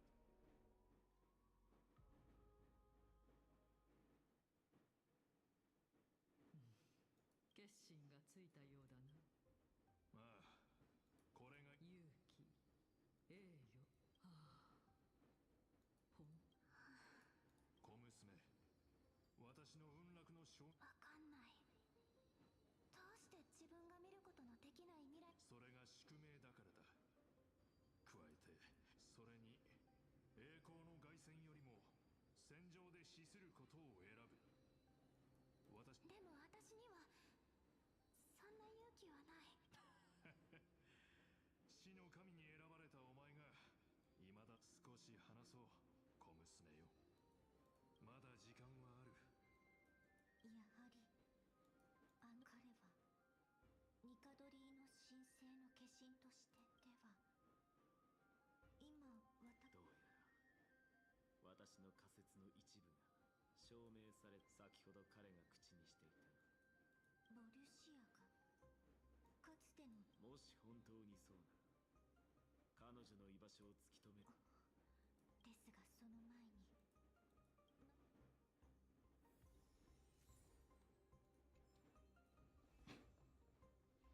What's this? ニカドリーの勇気。私たちの世界の国、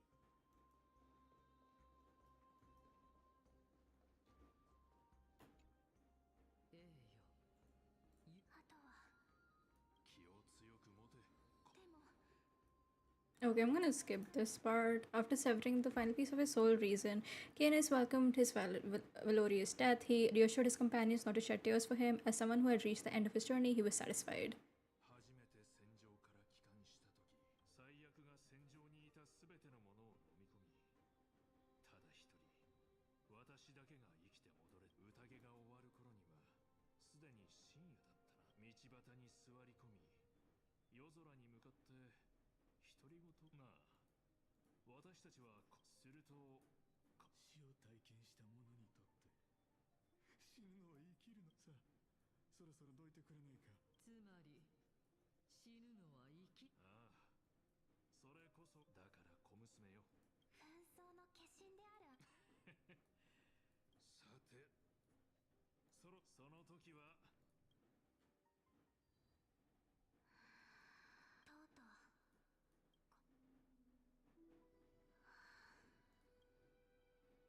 とうとう二人ともボリュシア来ましたよ。何ですかこれは。これは実に彼女はボリ Girl, that's you. 私たちが約束を果たす番。怖いの？何が怖いのかし。私汝は凋落し、亡き者は死し、予言の通りに私たちも全てが終わった後、予言だからって従わないといけないの？不公平。やっぱり私がやる。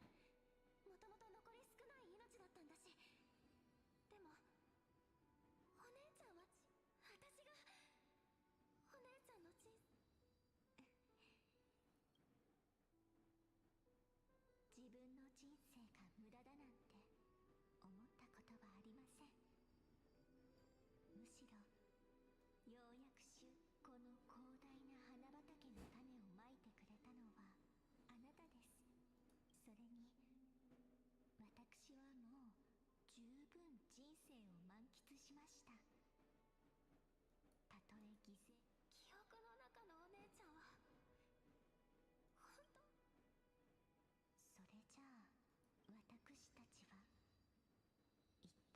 ちは一体。わかんない。そうですよね。私もきちんと理解している。生まれたその瞬間から私たちはI'm tempted to skip. Oh god, the dialogues go on forever. 事実です。だって私たちさあ、大好きなボリュシア、私の心臓を取り出し、そして約束された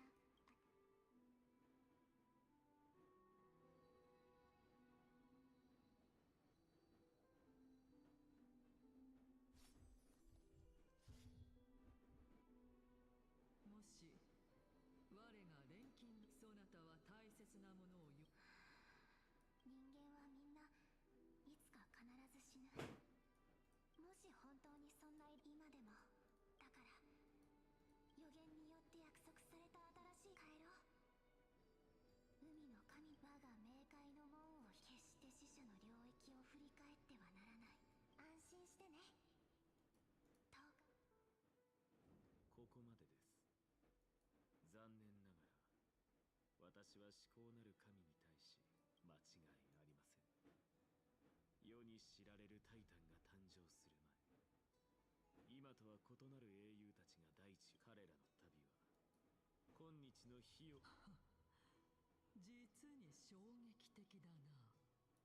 ええ、それが信託の理由。とても。それに本当にあの双子が。本当にそうでしょうか。あのボリュシアというスティコシアですが、そこはファジェイナを信仰。受け取ってください。これは中学派の傑作、賢者の石で覚えていますか。巨竜の童話を思い出し。 Okay. The next step posited that M46 history was cyclic in nature. Demigods who were co-flames would become the titans of the new world, and the scenes they just witnessed were Caphael's own memories. According to Palexia's description, Alexa deduced that the Death Titan Thantis dwelt in the flooded city of Styxia. Alexa gave a philosopher's stone to Castorist, one transmuted from his own heart, to help her uncover the truth. Don't you know it takes many, many sacrifices to make a philosopher's stone? あまりに多すぎる。そのアグライア様。Oh, brother. Before the debate about the core flames continued, Aglia agreed to let Casterus bring back the core flame of death. Aglia hoped that she would accompany Casterus to search for Thanatos and had Cypher act as your guide. Who's Cypher? Am I supposed to know who that is? I feel like that name has been mentioned before.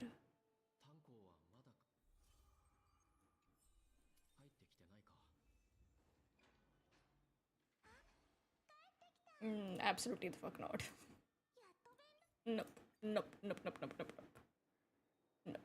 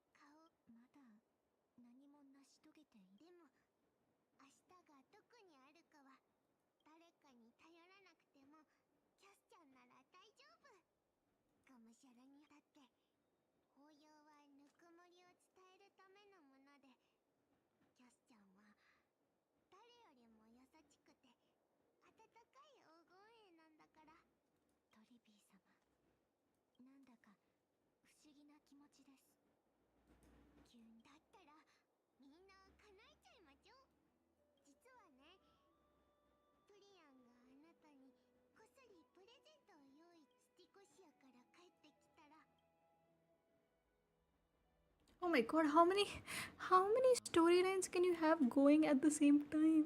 Please. Oh, okay. I'm gonna cover this later. I can't. It takes. Okay, hold on 1 second.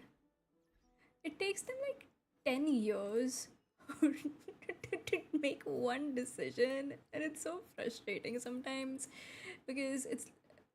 I thought the POV switch thing would be fun when they first introduced it, but my god, do they abuse it now? It's like you get a POV from every single character ever.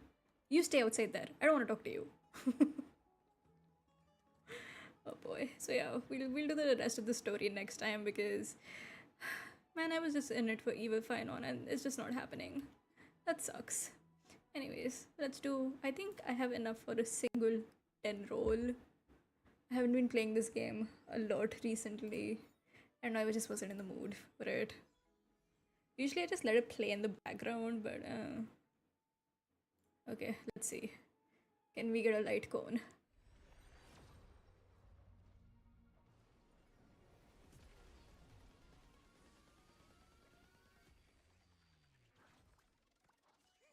Ugh.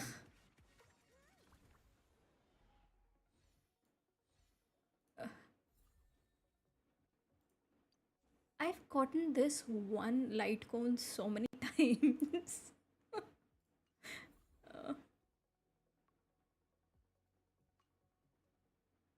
Okay. I mean, I don't think I'm anywhere close to this. And I still need 90 more rolls to get the archer. 90 rolls. Like, don't you think that's a little too much? Whatever. Yeah, okay. We'll wrap things up here. Unfortunately, I can't switch the screen because Streamlabs still isn't working, but yeah. Oh my god. I think my frustration with how these stories tend to drag on is very evident. Like, I don't want to be a bummer, but it's so hard to be cheerful. And they're just like going on and on and on and on and on. And I just like, stop. I need you to just stop. I don't know if that makes sense.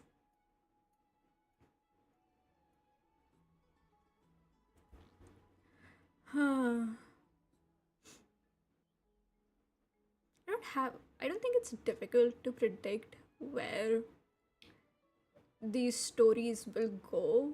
It's pretty obvious, so I mean, it's fun to make a prediction beforehand and then, be right. But you know what would be more fun?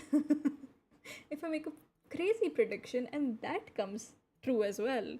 Like, I would have given anything to see Alexa being like a mad scientist. I mean, he is still a mad scientist, but a mad scientist in a I have resurrected the dead kind of way. That would be so much fun. Like, like it was like true to the first cutscene. I mean, his obsession with the Titans and where they come from and fusing Titan blood with divine blood or whatever he's trying to do is all. That's cool too. But a zombie would be cooler. I don't even like zombies, but in this case, it would just be cooler. I don't know what to say. I have things I like, and they're usually not conventional. Anyways, people around here have started waking up. I can already hear them moving about, so I am going to wrap up the stream here. It would be so tragic if it turns out this whole time that I've been babbling about, like, I've just been yapping for this whole time and my mic has been muted. I hope not. Anyways, I will see you guys hopefully. Yeah, I should see you tomorrow. Unless, as always, work comes up, but it shouldn't. I don't think we have any important projects that are coming up, so yeah, I should see you tomorrow. Anyways, bye bye.